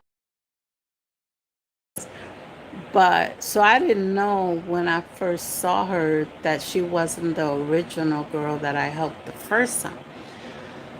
Um, so when I saw her face, I was like, you telling me you bumped into somewhere? I heard you screaming for help. I heard the boom. And I see your black eye forming. What are you talking about? Like, stop playing with me. Like, I know you're scared, but you can literally walk out the door right now, and the cops will help you get your stuff and get you situated. You do not have to stay here. This guy did it to somebody else. I helped somebody else. Well, I didn't help her. She didn't want help. I offered her to come in. It was a blackout and all that. I was like, I got plenty of food. I got the fire going. Da, da, da. You know, there's blankets. You could sleep on the couch, and tomorrow you can figure it out. She decided. She kept going back in, back in, back in. But the next day, I saw her things when he was at work. She left, never came back. I was like, good. I'm so glad she was smart enough to have her escape plan and left. But this girl was like, no, it's okay. So when I told the other day, I told her about Cola passing because I was like, oh, yeah, she's like, oh, maybe, let me know my cats. I can open the door. I was like, oh, unfortunately, my cat passed away back in February, actually February 7th. So tomorrow will be 4 months. My baby passed. But so of course, his dumbass was there. They were laying on catching some sun, I guess. Um, and she looked at him, and I said, "Are you looking at him for permission to talk to me?" What? I can't. I can't. I mean, don't get me wrong. I've been in abusive relationships. I've been in situationships that I've been scared. But even in that instant, there's no way in hell I would look to somebody for permission to talk. Like, but then she had this smirk on her face. I was like, okay, bitch, you like it there. The next time he's beating your ass, let somebody else help you. That's what I told myself because I'm like, okay, I'm not gonna like bother and get myself in harm's way. If you love it, if you like it, I love it for you. And it's gonna be hard. I'm just gonna call the cops. I'm not gonna go up there and help them nothing, because I can't sleep with all that. So that's the only reason I would call the cops. If I was two houses down and I heard, oh well, put my headphones on, because the way she smirked at him, like I was like, okay, bitch, okay, I see you. You gloating in my yeah, just don't mess with my kids because that makes me flash, like that makes me go somewhere else with you. So now I could see her crawling like, oh, I need food. Oh, I ain't got none, sorry. Yeah, no, that was the last kind words I would ever. From now on, I'm gonna stare at her like, hi. That's all she's gonna get from me. Not another freaking word, I tell you that much. Not another word. Because why? You smirking at my baby passing, bitch. So, yeah. Anyways, so I did the videos. I went through. Oh yeah. So not only my dad, my stepmom, my sisters, which are flash on both of them right before them too. My brother, that we already had some weird. We had to have had. We didn't have the conversation that we needed to have before that day, so that was a little tough to see him. But I was glad that I met Johnny because this would have been too much for him. And then all of a sudden, the uncle that wanted to take me out comes around the corner. My aunt did not tell me that he was living at this was like my third time at his house. I knew that one of my uncles, the skinnier one, lives there, and then there's a roommate. I met them, but I didn't know who was in the back rooms. There's two back rooms. So there was one empty one. So I was like, oh, maybe they're waiting to rent it to somebody else. Oh no, there was two empty rooms, I think. No, no, no, there was just one because my aunt was living in my mom's room and then whatever was going on back there. So I thought the locked room was just an empty room. No, the uncle that wanted to take me out, that's supposed to be my godfather, I didn't even know that until I started doing my story. Somebody called me. They were like, so and so tried to take you out. I said, yeah, I heard he had a bullet with my name on it and everything because I took my dad to court and he was my dad. Not knowing the truth, not wanting to ask, whatever. He just knew I embarrassed the family. That's all he cared about.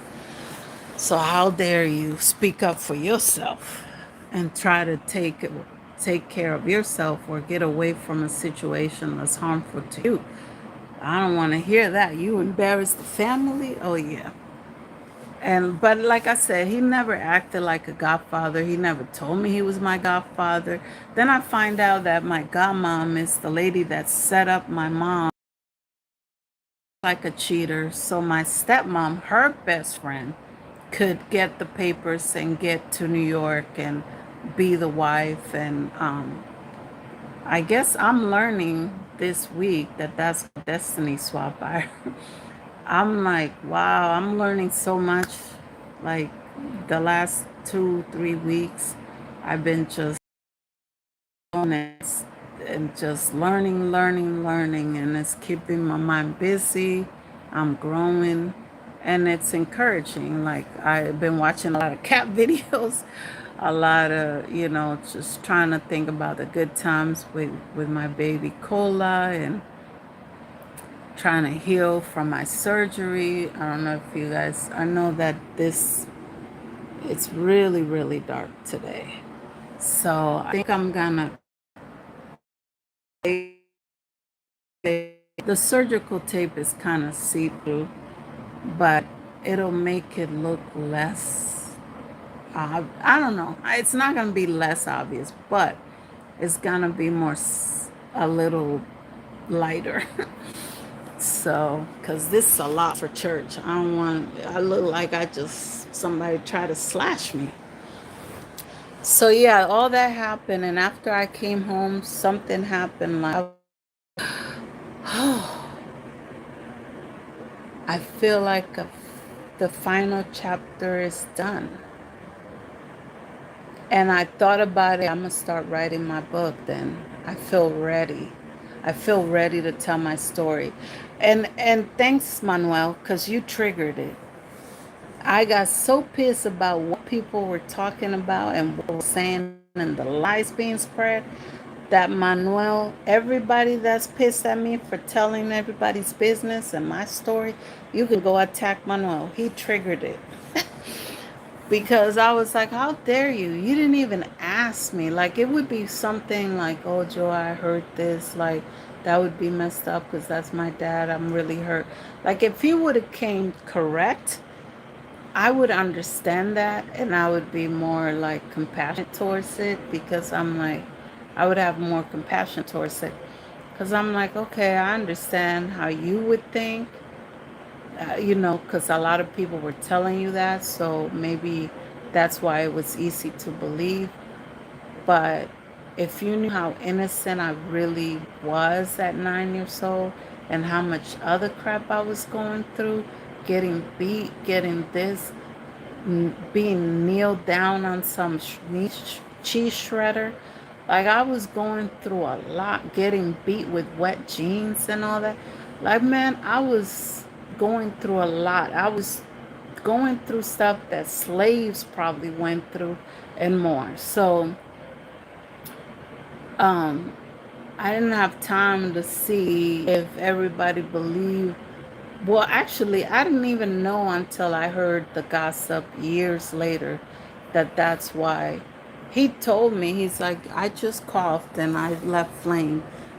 But I asked my grandma, I said, I'm in trouble and I don't know what to do because people are saying I did something wrong, but he said he needed to go to the bathroom. Like, what did I do wrong? I know they told me not to open the door, but I told my parents sorry. I told my dad, my mom sorry. Like, I just imagine one of your favorite uncles, because he was teaching me how to cook with patience.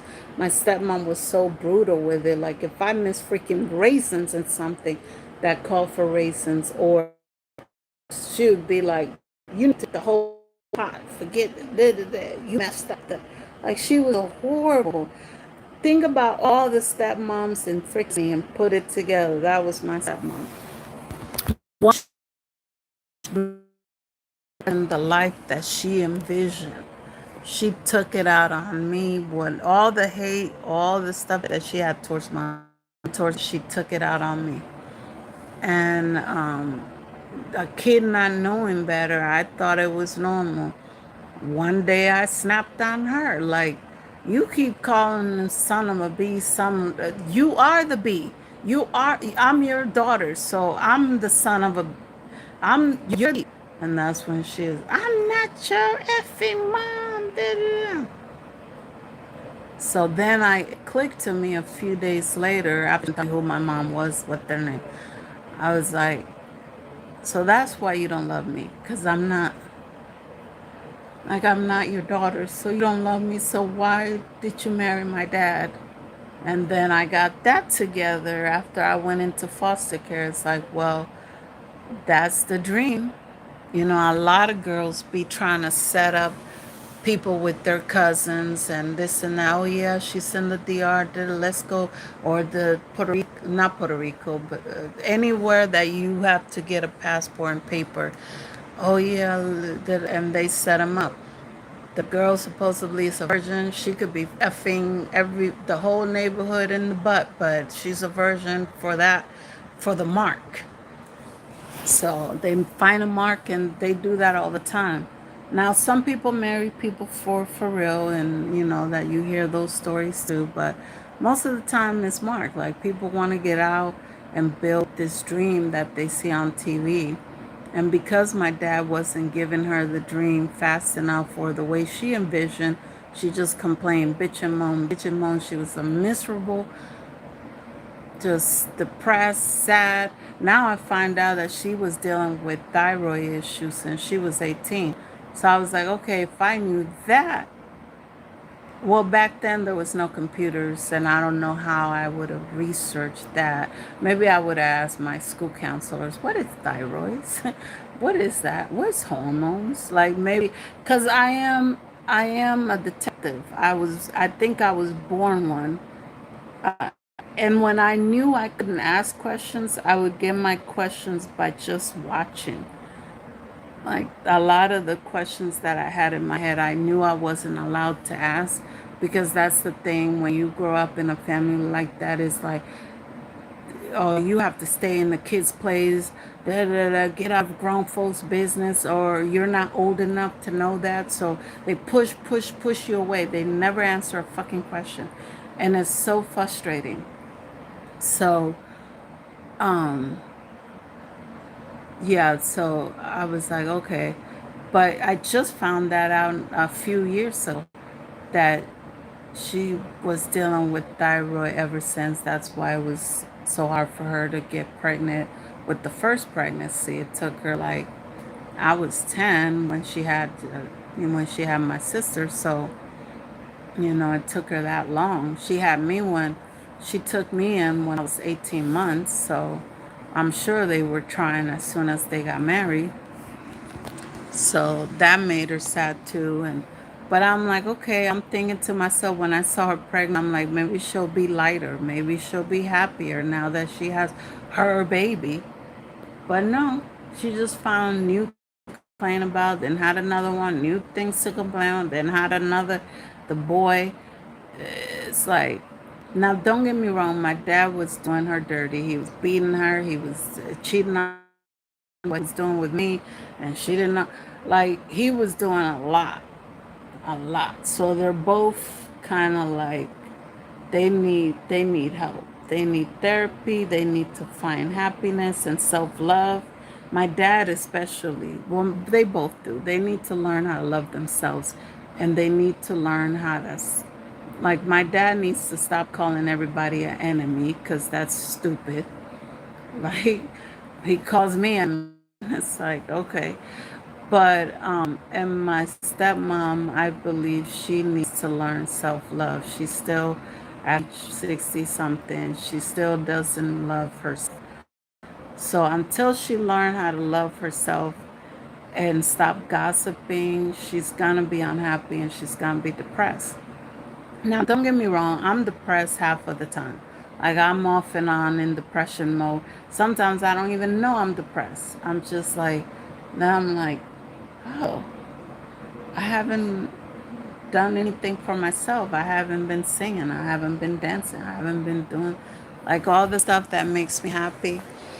Then that's when I realized, oh, I must be depressed. Like, I got to get myself out of this. Like, what can I do? Blah, blah. Oh, let me go swimming. Oh, let me da da da. And then I have to kind of reprogram, get out of that real quick because that stuff will, and, get you.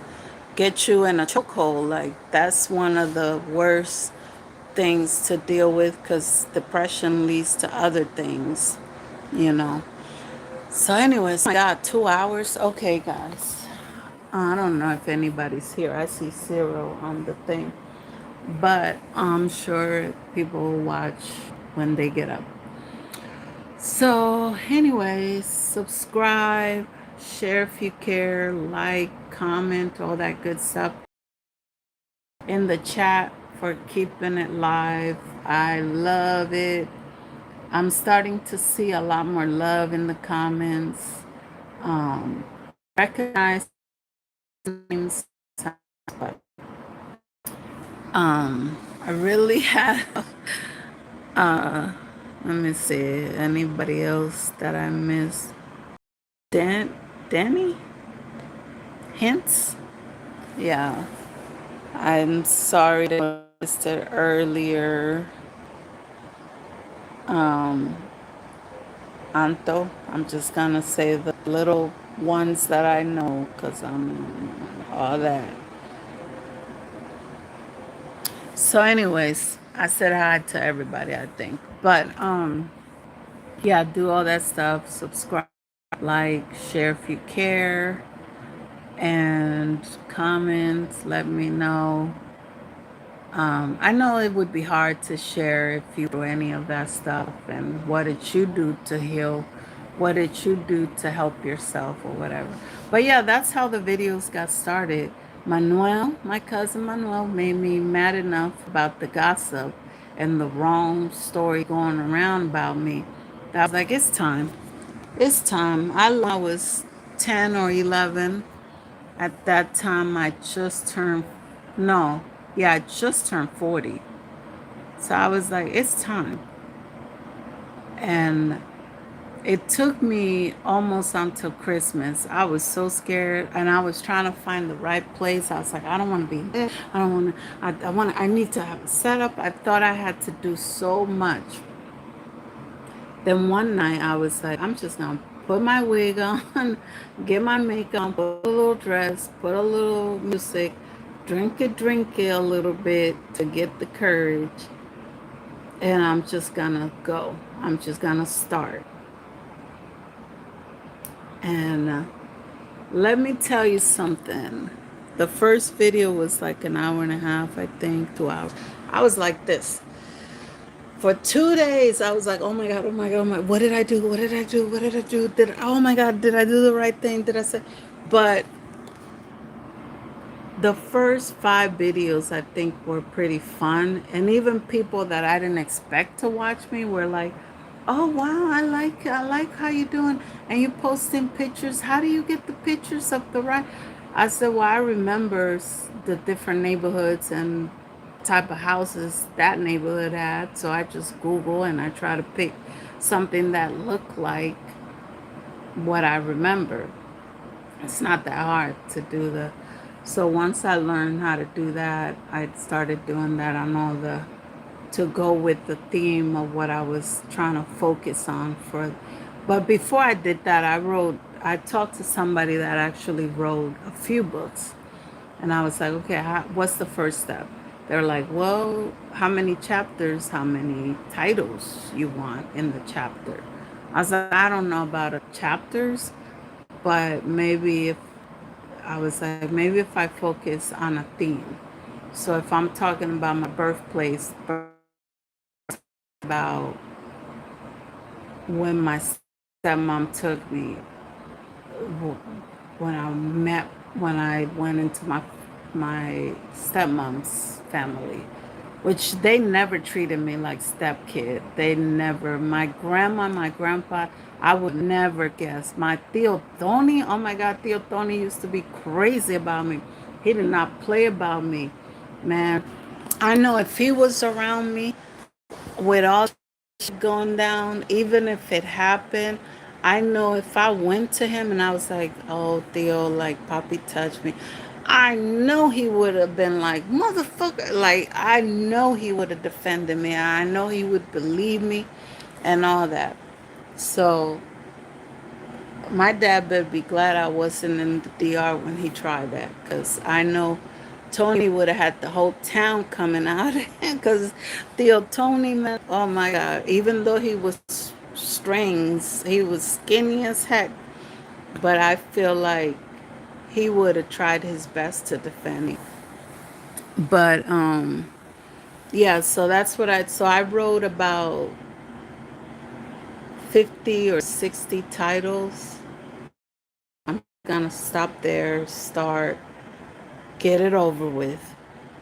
I thought to myself, if I can get the first 3 out, then I'm good.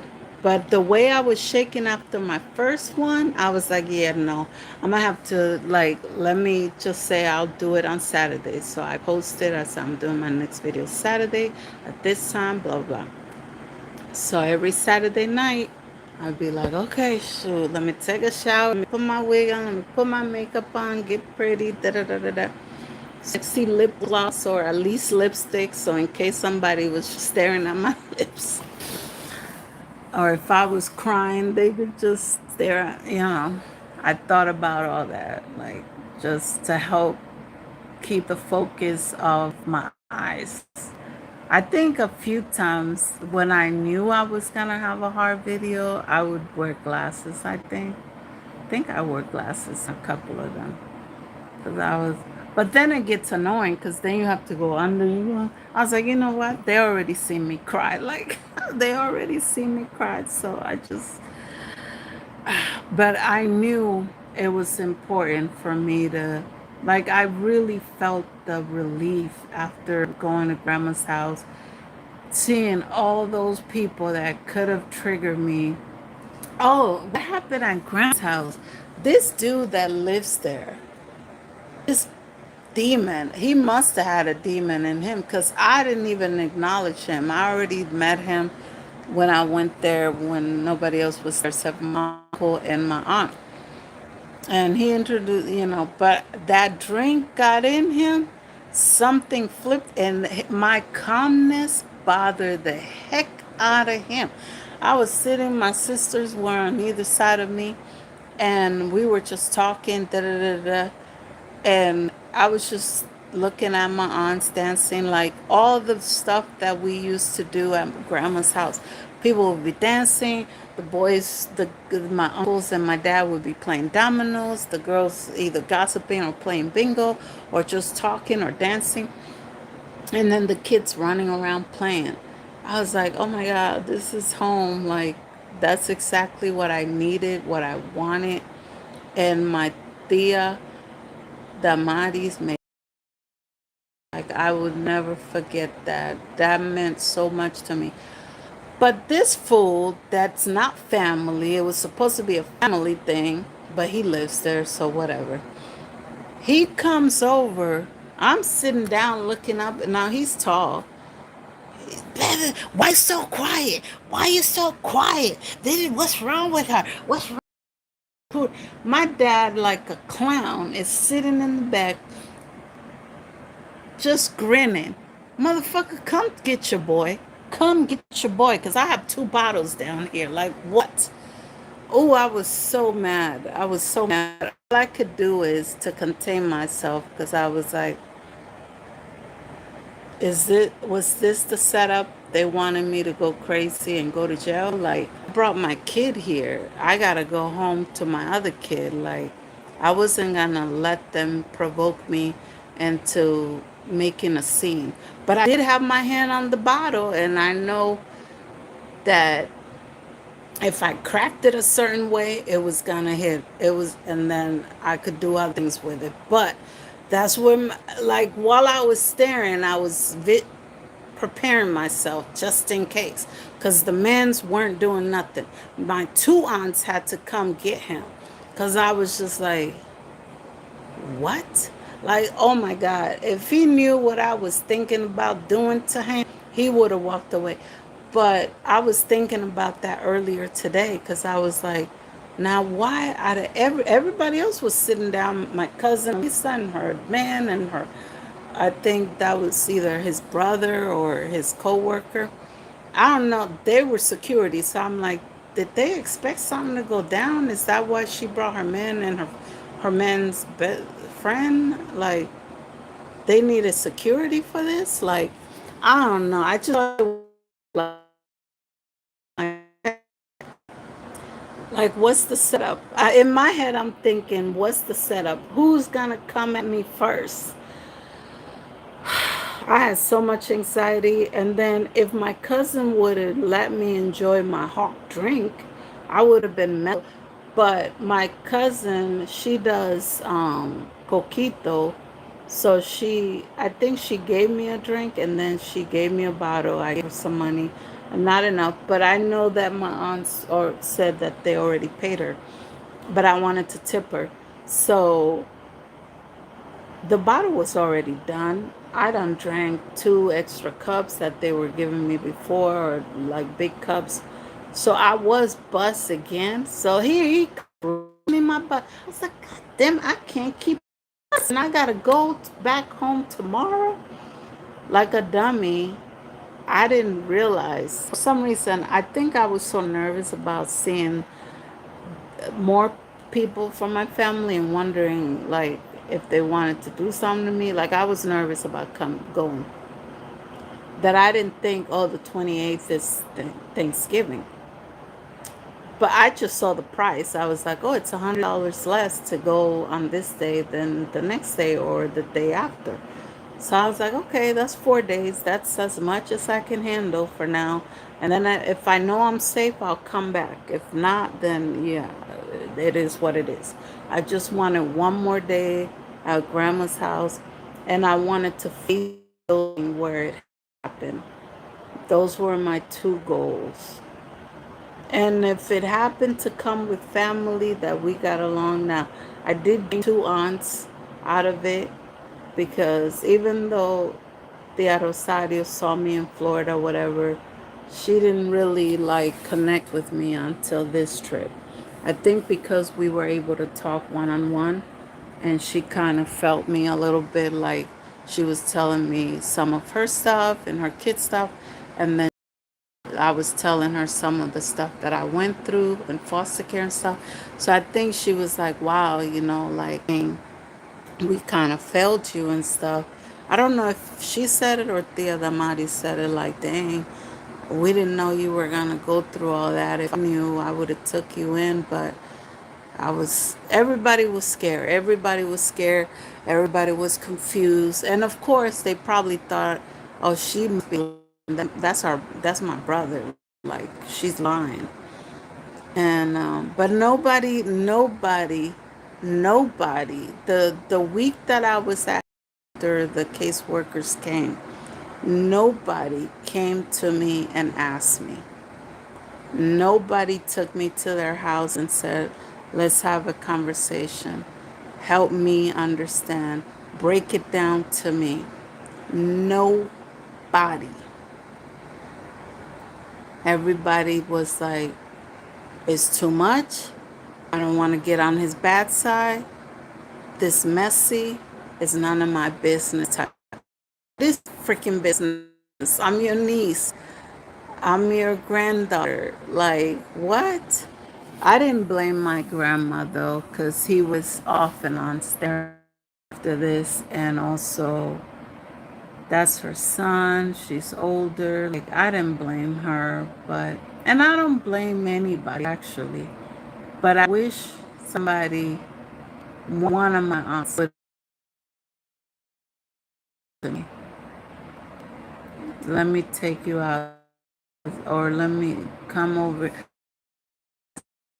Speaking, like, let's talk this. See what in your version what happened.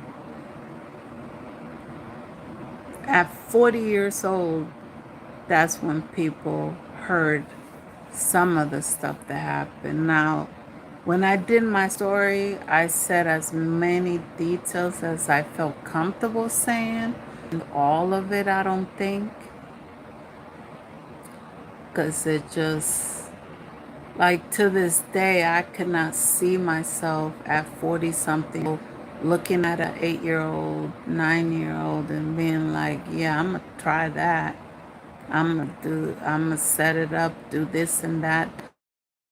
What happens in the brain for you to think that that's okay. And your own kid on top of that.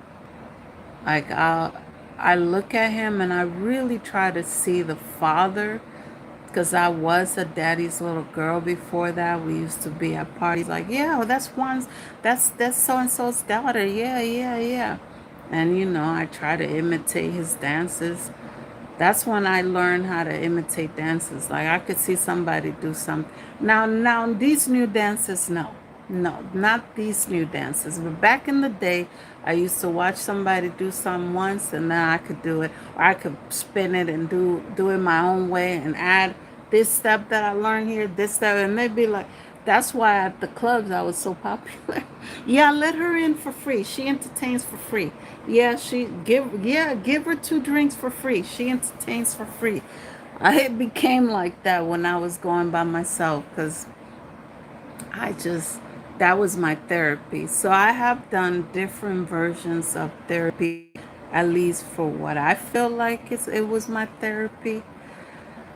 But after I finished doing the video, for a year or so, I felt alive. I met somebody that I thought I was going to marry, and I was on top of the world again. I was like, yes, this is what it feels like to release and just get rid of it and heal. And then, boom, the next year, I was still trying to have a friendship with my dad. Mom was triggering me sometimes, and would have flashbacks and da da da, and then my foster parents are assholes. So when my life is going good, if I talk to her, if I get involved with her, things start flipping. Like, just things go downhill. So I know I can't have not. I don't want to have nothing to do with her. She brings me bad luck and bad karma. So I'll see her one more time and that's it. But, and then he just, I feel like he respects me, but then he waits until there's a time that I need them, and then he puts his foot down like, no. So like he could literally see me if we were in the desert and I ran out of water first, because I'm sharing the way I am, I probably would be sharing it with all the camels, like here, and then I would run out of water. And the type of personality, the type of evil that he has inside of him, he would be like, well, you shouldn't, even though I gave water to his camel so he can go on and get on home, because the camel was going to be kaput. He has the type of evil and the type of hate towards me that he would be like, no, you figure it out. Oh, well, like maybe he'll take the kids, maybe he wouldn't. I don't even know if he has like, I think she would make him like, nah, let's at least take the grandkids. But she would go along with it, because that's what they do. They like, when I need them, I'll be crying, pleading, please. Like when I was in the hospital, please, please, I need to stay and get better. If I go home, I could die. Da, da, da. Nope, they're doing fine where they're at. They're okay. Da, da, da, da. Nope, I talked to them. I said, did you really talk to them? Or did you bombard them in front of people after they come in, 2 seconds after they come in from that witch's house? Oh, well, we talked to them. They said, I was like, okay, bitch, whatever. So that's how I dealt with, because I put my foot down after they invited me to a freaking fun. Now I went because we were honoring my my grandma. I call her my grandma because I felt like she treated me like a granddaughter. Grandpa and grandma treat, they're good people. They got good. I don't know how she had an evil daughter and an evil son. Now, he only treats people like that are either low income, of color, have disadvantages, and that the church don't rally up against. If the church is not holding tight to the person, where it'll be obvious if he does something to them that the whole church will notice, and he's a butt. And then her, she wants to be white and right all the time. So whatever he says or whatever the church finds more appealing, that's what she's doing. Not the right and wrong. And these people are pastors, by the way. But she don't do the right or wrong thing. She does what look good. Like she wants to be given that medal, that winner's medal at any cost. She could step on people that are not in front of the church or around the church, or it's not, the church is not going to find out. She could step on them to get to that freaking medal, just to say, look what oh, I got another medal. I got another medal. Look how many medals. I'm a pastor's wife. Oh, I helped the community. Whatever she can boast about, that's what she's on. So whenever they do something for me, it's so they could have a place to boast. So then they can make me look like I'm just being ungrateful. Like, well, we brought her here from New York. Did you tell them you kicked me out 2 years later?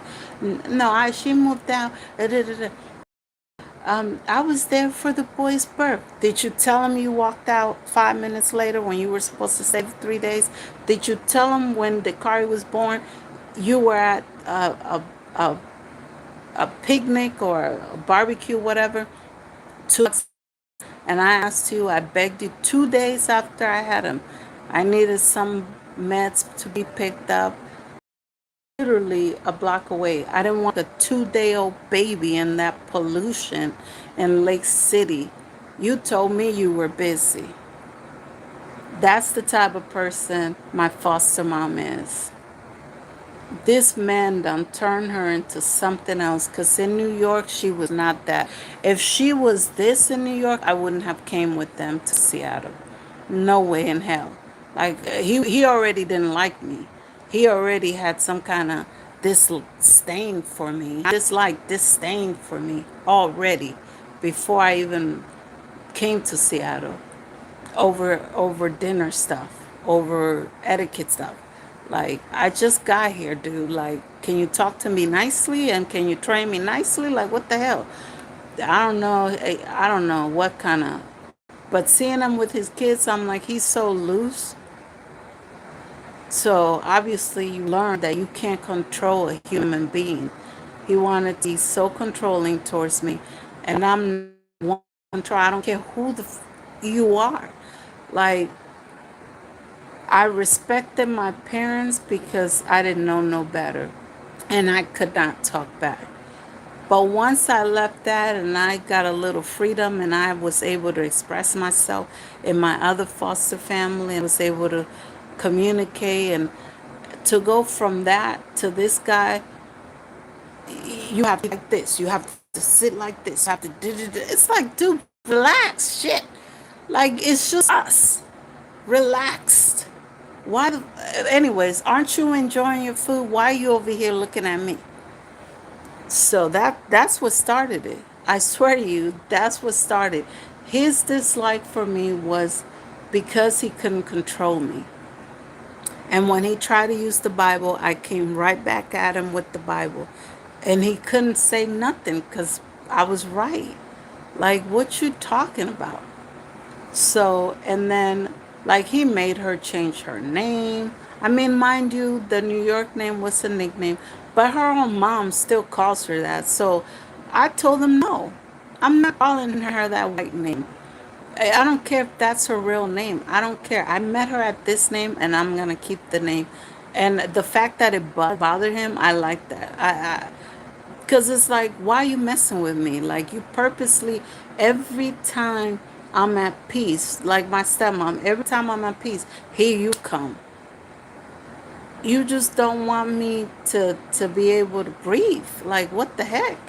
So,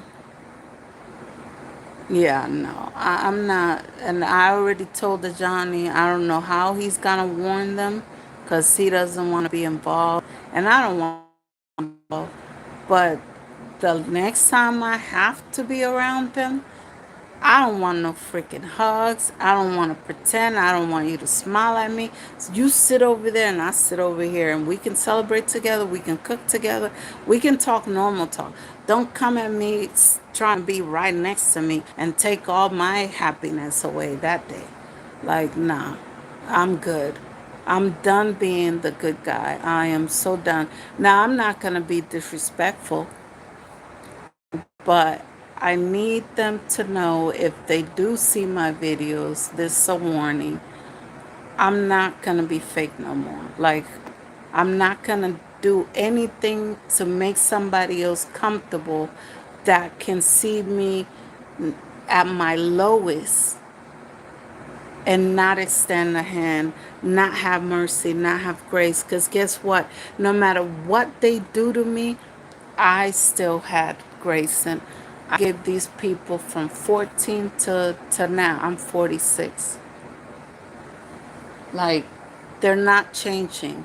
They feel the way they have some kind of jealousy towards me too. Because I notice, like, she'll never stop gossiping about me. She'll never stop gossiping about me.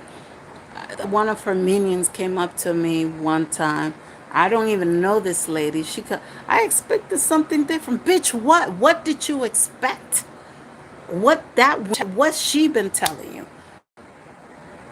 I already know that they were talking about me. So other people were like, whoa, they were shocked to say it's like I rose from the dead or something. I don't know what they were saying.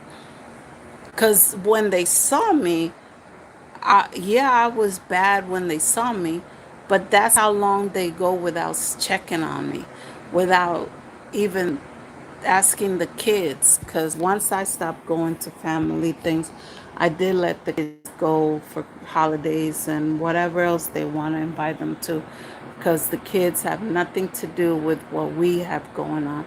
I would never be that type of parent, that type of selfish, to be like, I don't like this. I think that's the most childish crap in the world.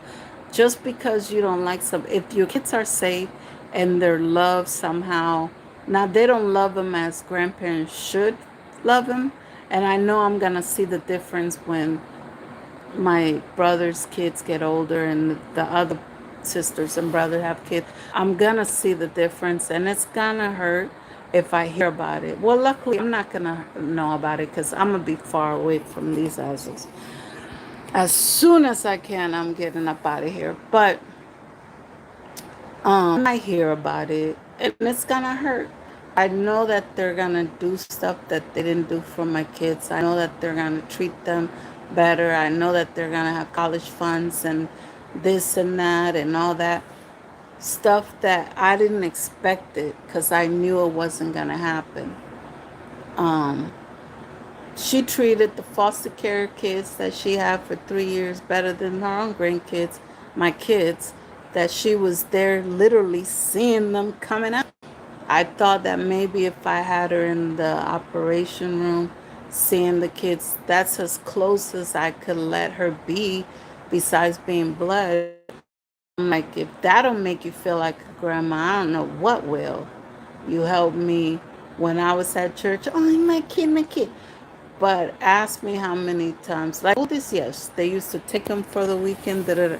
I don't know what happened, but when my kid, the little one, used to go over there after we came back from Florida, he would always come back sick.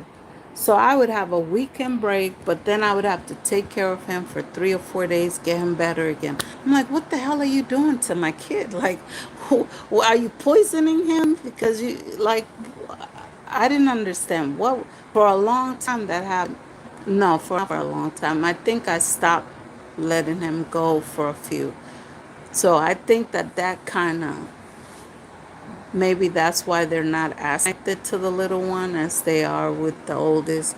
But they do have different personality. You have to try harder with my little one if you want him to kind of act like he like you a little bit. It took him 10 years to like me, and I'm his mom. He came out of me. He didn't like me for the first 10 years. He just off and on, yeah. But it was always transactional. Like, oh, she gonna give me ice cream, so I'll give her a hug. Like, that's the type of like she he liked or he had towards me. It wasn't like what I felt with the Johnny or what I saw other kids or whatever. Like, it was weird. Like, he, he's definitely different. He's kind of like on my level different. He does his own thing. He's determined. He don't let nobody pull nothing over him. Then my oldest is super sweet, super gentle. Like, I don't know. I have both ends of the spectrum, real. So it's good for me. I'm a Libra, so, but it does when they flip, because every sign got another side to it. When they flip to the other side, and I see the other side of the sign, I'm like, oh my god, oh my god, I don't like those. I don't like. So that told me I don't have to. I know that I could not date a Taurus man or a Pisces man. There's no way. Like that. That cut them out the equation.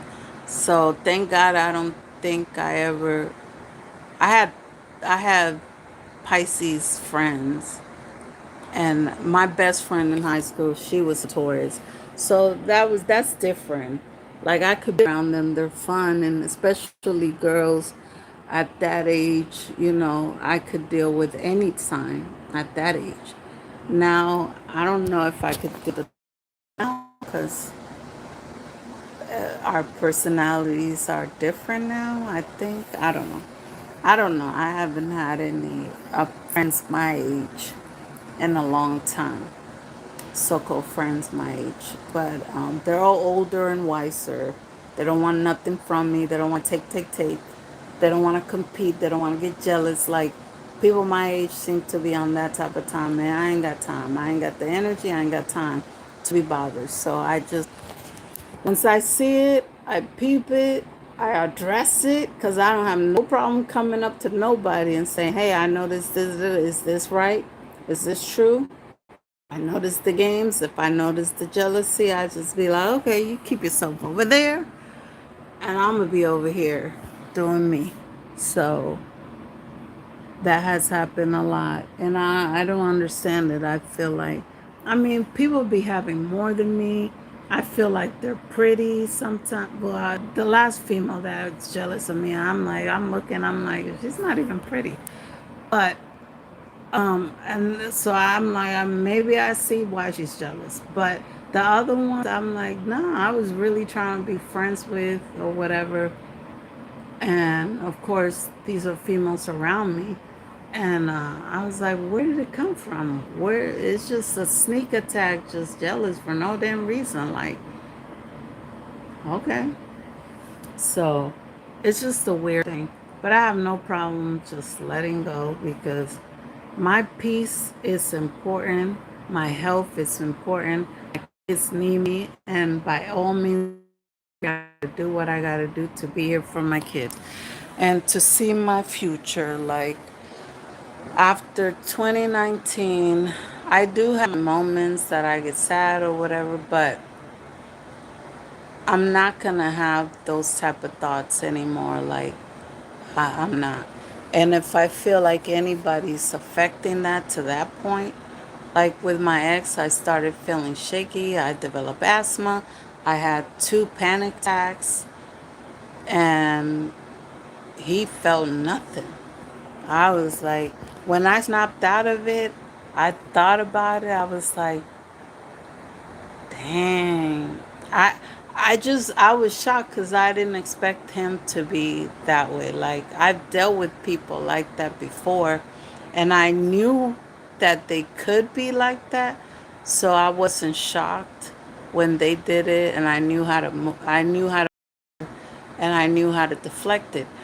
But with my ex, I was like, and wow, and after you saw me have asthma, after you came and saw me again, after we, you know, talked about marriage and this and that, and planning stuff and planning our moves and moving in and talking to my kids about marriage, like after all that, you want to start acting up? And I warned him, I'm like, okay, now you have not seen that side of me. I will cut you off.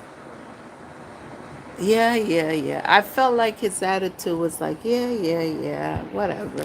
You ain't going nowhere. You addicted to, I'm not addicted to nothing. If I could quit smoking cigarettes after 20 years, I could quit anything. Let me tell you something. That was the hardest thing to quit. Other than that, it's affecting my kids. Anything that affects my kids in 2.2 seconds, I'm done. I don't need it around me.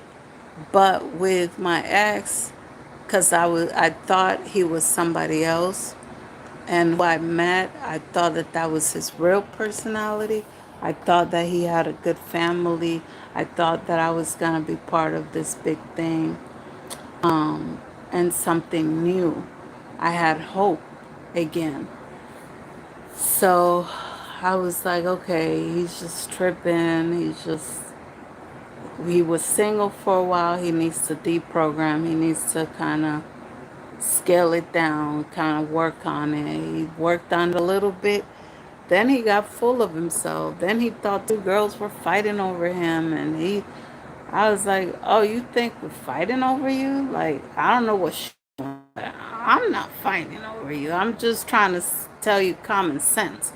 Like, no real female is gonna sit there while you entertain or have besties or have all these females that you're talking grimy in the DM. No female with respect will hold, unless that's, if you're doing a open relationship, or if you're doing a poly thing and you have your rules, your boundaries. But he knows me. I don't share. Like I don't want to share. I don't want to be a part of no mess, no drama. I don't want none of it. So I kept warning them. I said, you better check that chick talking about the bestie shit and all that, and this chick and that chick. And he tried to be slick. He thought he could outmaneuver me. He thought he could. outsmart me. He thought that I was hooked. And I was like, okay, that's why he jumped on the plane that quick. He thought that he could trap me. Okay. The 4th of the 4th of May, the two first of all, the two past 1 month is crazy. And I was going through grief, like I was really missing my baby girl. So there was a lot more. It wasn't just him. I was going through some stuff with my kids. There was a lot going on. So it wasn't, so yeah, it was too much for my poor little broken heart. Just dealing with too much at once. But to have two panic attacks, and I just developed asthma. I'm trying to figure out what that's about, how to maneuver that. You, on top of all the stuff I'm dealing with already, first of all, you don't add nothing to my life. You don't help me pay no bill. You don't, like, you start walking this in. If you came here to help me with surgery, I didn't get no flowers. I didn't get no nothing. Like, the activity at all. Just happy to be here and take. I hate people that just take. Cause always being creative. Like if I'm gonna go, let's go, let's go. Like I'm making plans. I don't care what city I am. Google works everywhere. Like, but I was like, okay, we're just gonna talk and figure things out and get back on track because I that's the only reason he had more than 3 days because you people like that in 3 days, whether they're gone or not.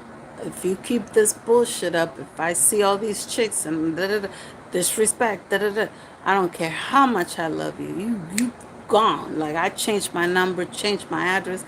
Ch- boom, boom. You can't find. Like now, I'm gone. But because I felt like the first time I broke his heart, I messed up. I pushed him away out of fear. And he didn't give up on me, so I'm not gonna give up on. I know he wants to try. He, but I didn't understand chick. But everything else, I was like, okay, I could see he's doing the 1,000 something. So I'm like, okay, he's working, and of course, this is not people that he's talking to. He's just, I'm not the one. Like, I'm really trying to do the right thing with Christ and church and all that stuff, and I'm always trying to grow that way. I'm not trying to lean back.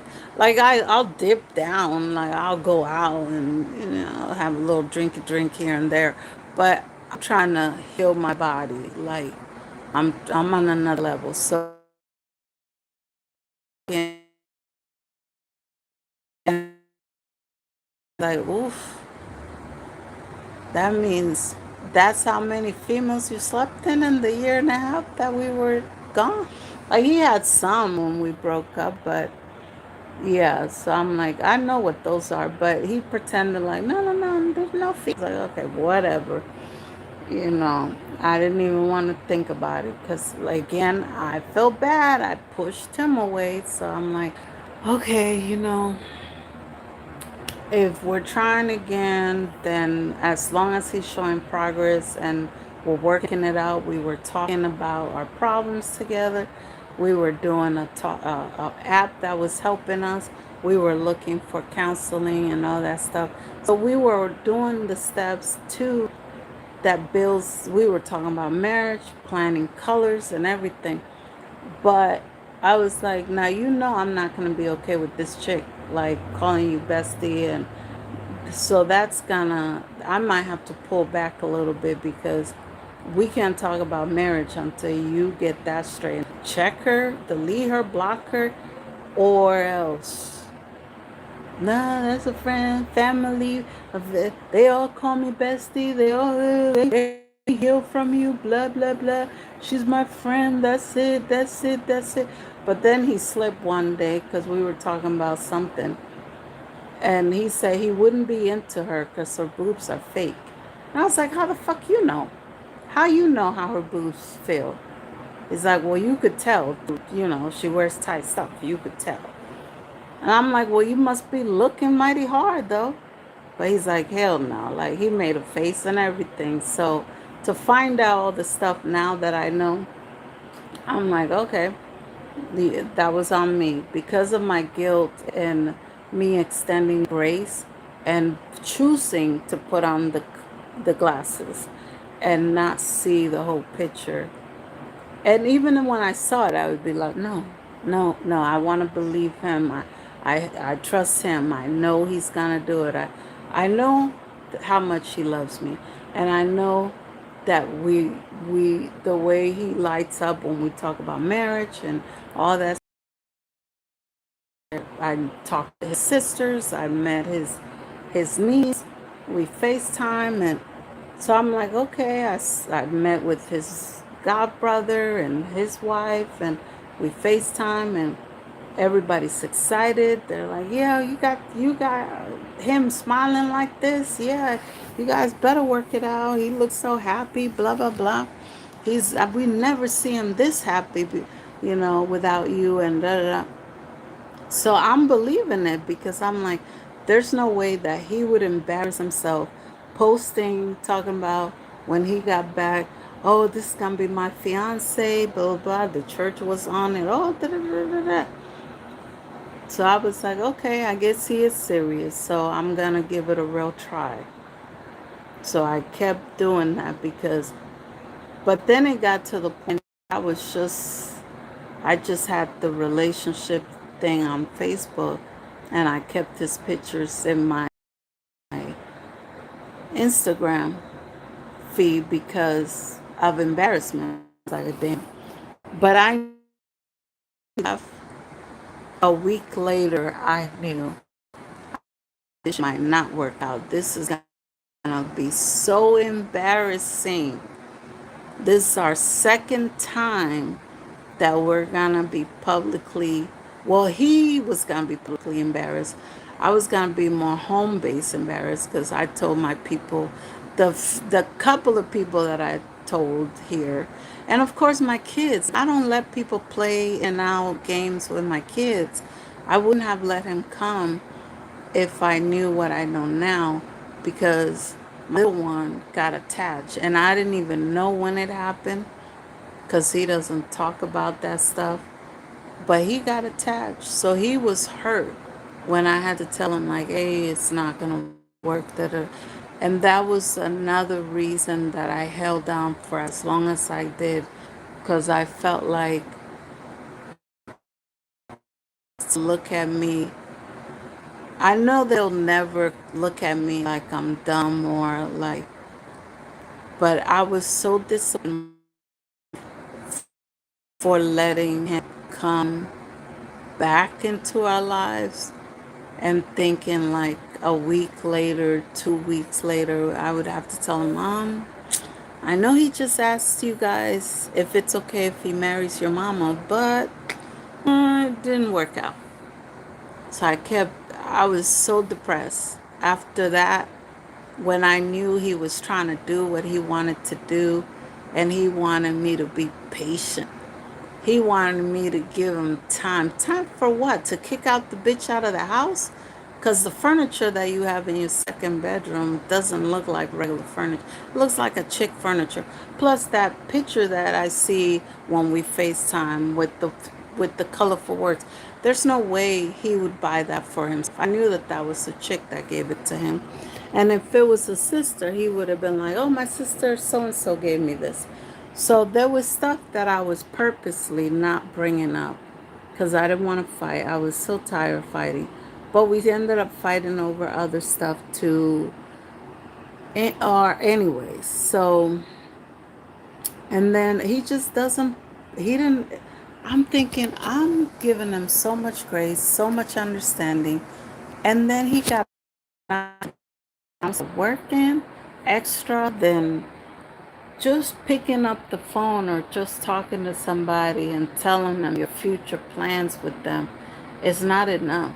especially in a long distance relationship.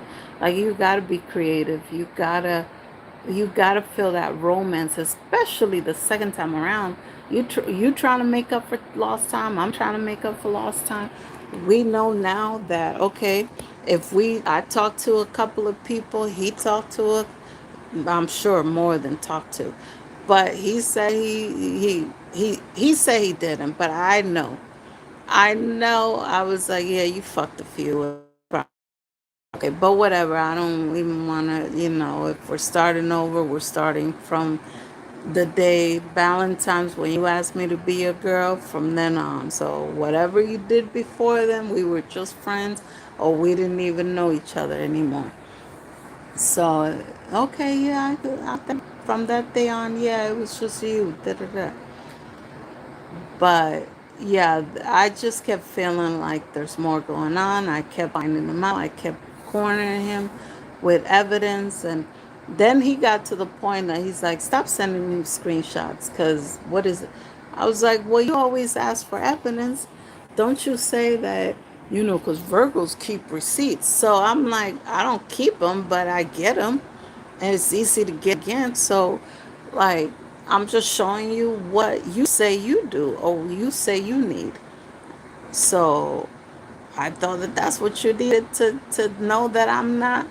I just don't like people thinking that I'm making stuff up or that I'm causing drama for no reason. Like, so I was catching him in a lot of stuff. Like he was supposed to stop talking to that girl after the Super Bowl because he accidentally sent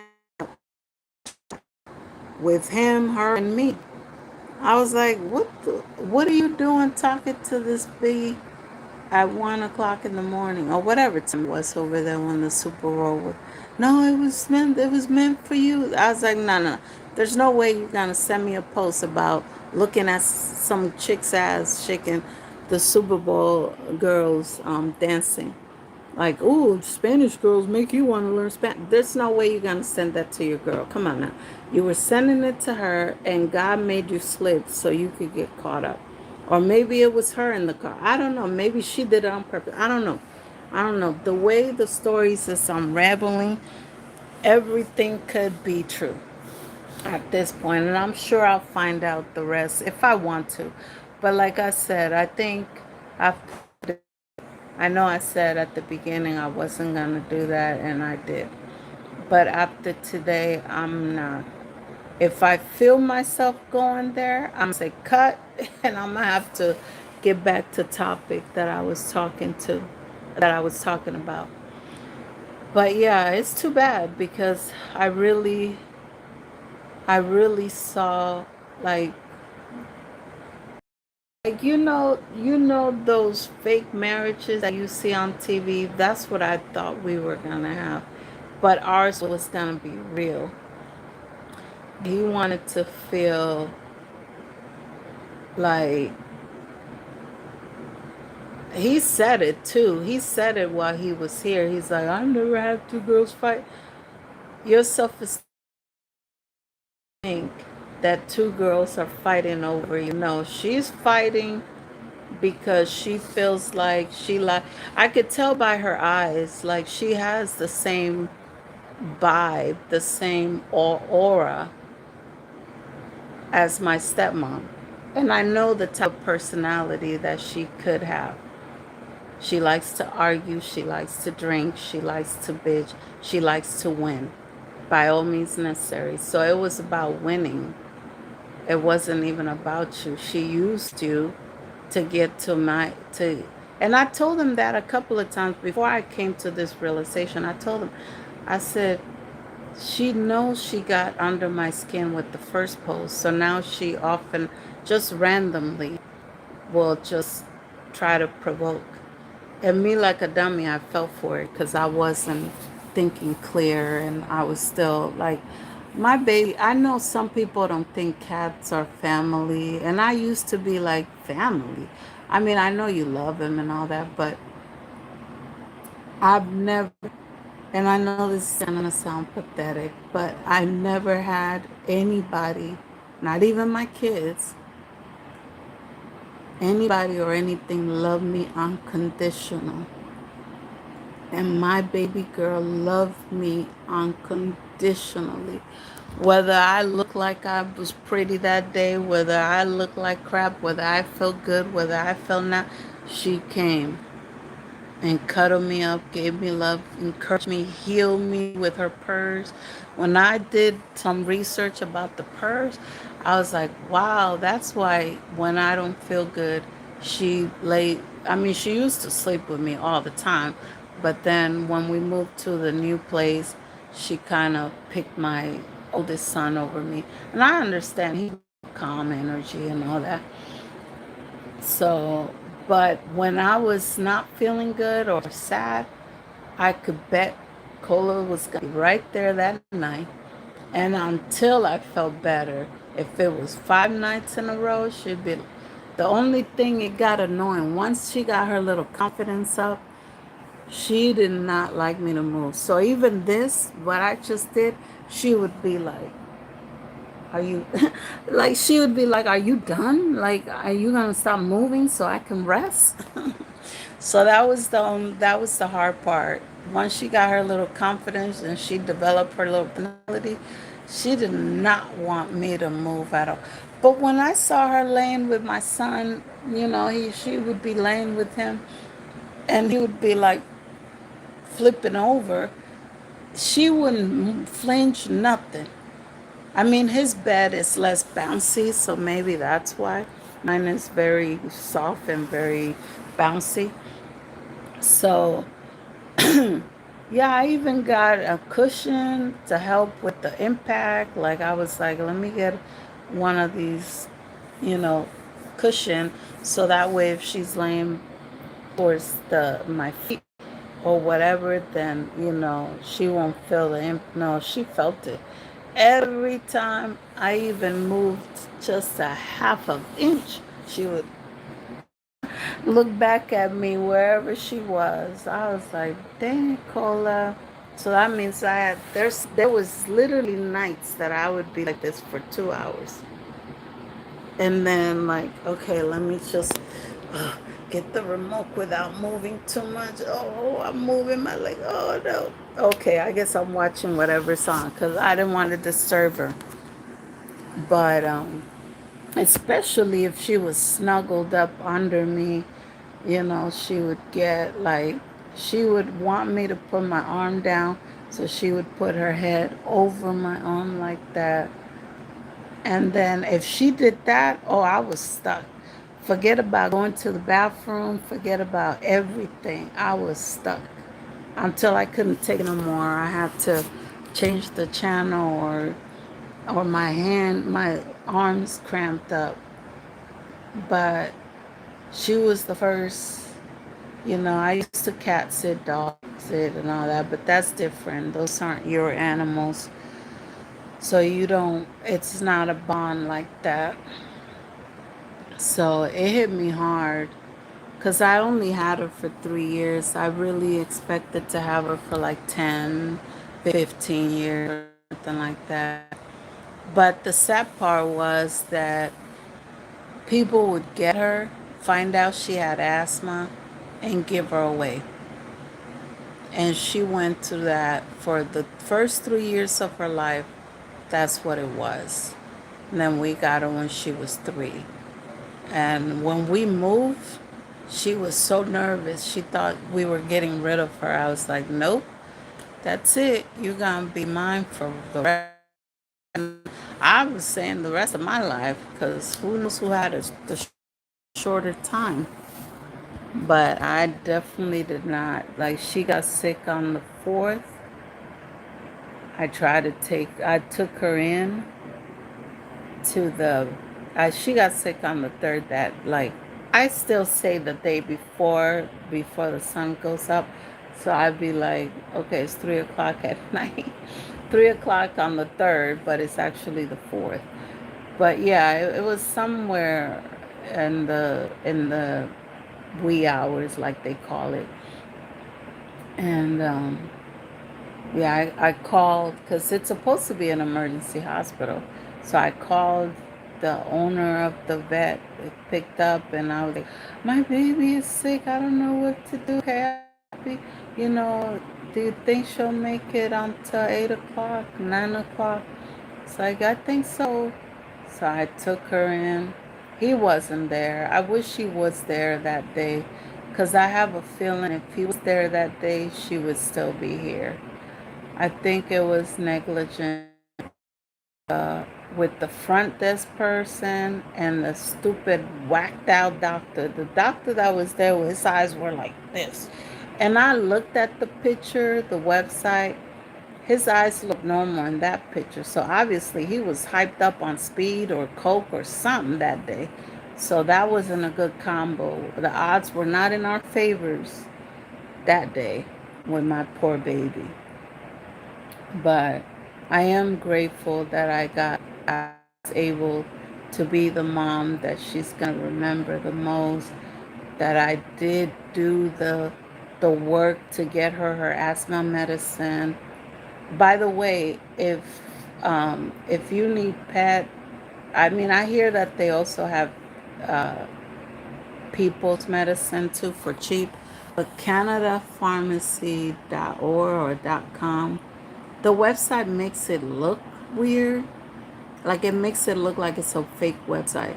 But believe me, I got Cola's medicine there for the 3 years that I was able to, or the 2 years I was able to. Because the first year I didn't know what she had. I thought it was just coughing hair balls or wheezing. I didn't know what it was. Like it didn't sound like asthma, but I don't know about cat asthma. I know one of my kids had asthma, so I know what a human sounds like when you have asthma. So my poor baby, and I was scared about the bill to be honest with you, but I took her. No, I think it was 6 months after I got her. I took her in. They were like, "Yeah, it's gonna be this much to test her, but we think it's asthma, but we need to test her. We need to." So of course they try to squeeze money out of you. The first bill was for something. I was like, "God dang it!" Thank God that my kid helped me. My oldest helped me, and then I paid him back slowly. The second bill, six something. I was like, oh my God. And then when I looked at the asthma medicine here, the cheapest place was Rite Aid, 220 a month for 1 month. In Canada, the first time I got it was $88 for two inhalers, and that included a $10 tip, a $10 tax, shipping tax. So after that it went up to like one, but it was still better than the 250 for 1 month. I used to get two inhalers, then I got her a nebulizer machine and all that, and she was good. So I think she ate something on the third and the fourth or something, and I think that that's what happened. She found something on the floor that she wasn't supposed to have, but I didn't realize that until after she passed. I seen some stuff in my little one's room. I wouldn't want to tell him that because I wouldn't want him to feel guilty. But because I did kick her out of my room that night because I was like, okay, Cole, with me for 3 days. I'm tired of not being able to move like I want to in my bed or spread out and all that stuff. I like to sleep open, like get some stretching or something. But so I felt guilty because I was like, dang, if I would have let her sleep one more night with me, then we would have vacuumed the next day. And but for 3 days, they didn't call me, they didn't text me, and I already took her into the emergency visit. They charge you an extra instead of 50 something dollars just to go see your vet. They charge you every time for some dumb reason. Um, it was like $100 and some dollars fee if it was an emergency drop in. So I didn't want to have to pay extra money because I already knew she was going to need tests. I was like, I had a certain amount of money. So I was like, I want to see what's going on. Like, I want to save this money to get her better, like not pay somebody just to see us. I should have just walked there and set the damn appointment. Them asshole. Ignore my damn email. And I remember like I sent the last email like it was 102 when I sent it. I still have that stupid ass email. 102. No, 1202. And then 102. No, 12:30. I said I'm gonna bring my baby in tomorrow because you guys are playing da da da da da. And 102 was when I had to go to the bathroom, but I saw her. I didn't left her on her favorite chair.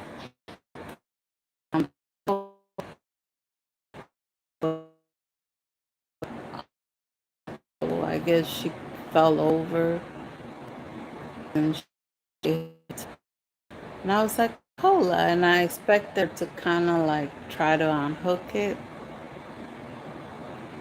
She didn't, and I went to her and she wasn't moving. I I cried for my kids. I didn't want to wake up my little one because I was like, maybe it's just she just. I really thought she was just sleeping heavy,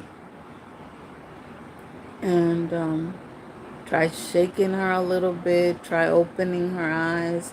Her eyes were like a little closed, like a little open, and nothing. And it's like I've never found a dead body. Like when my dog lady died, like I didn't find her. By the time we got up to go to school, I don't know if my foster dad put her on the bed because before we went to school, she was on his bed covered up with blankets. So I thought she was asleep. I was like, oh, that's unusual. She usually come lick me and wake me up for school. And when we came home, he told us, he was like, yeah, no, she had back from around 4. And I was like, she was in the way, so I was telling her, hey, move. And I kind of shook her, and she was cold already.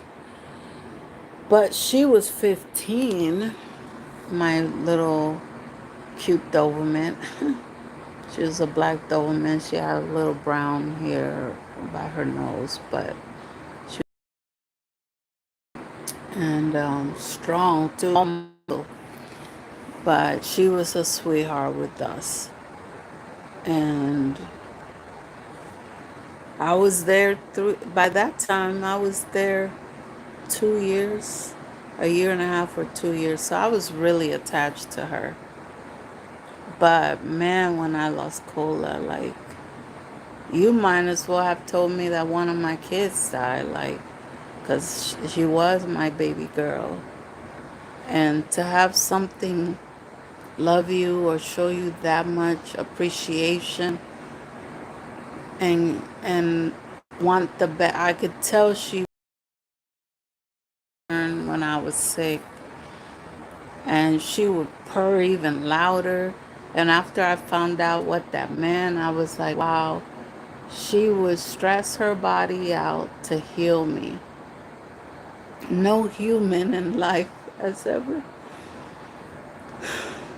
Anyways, get it on.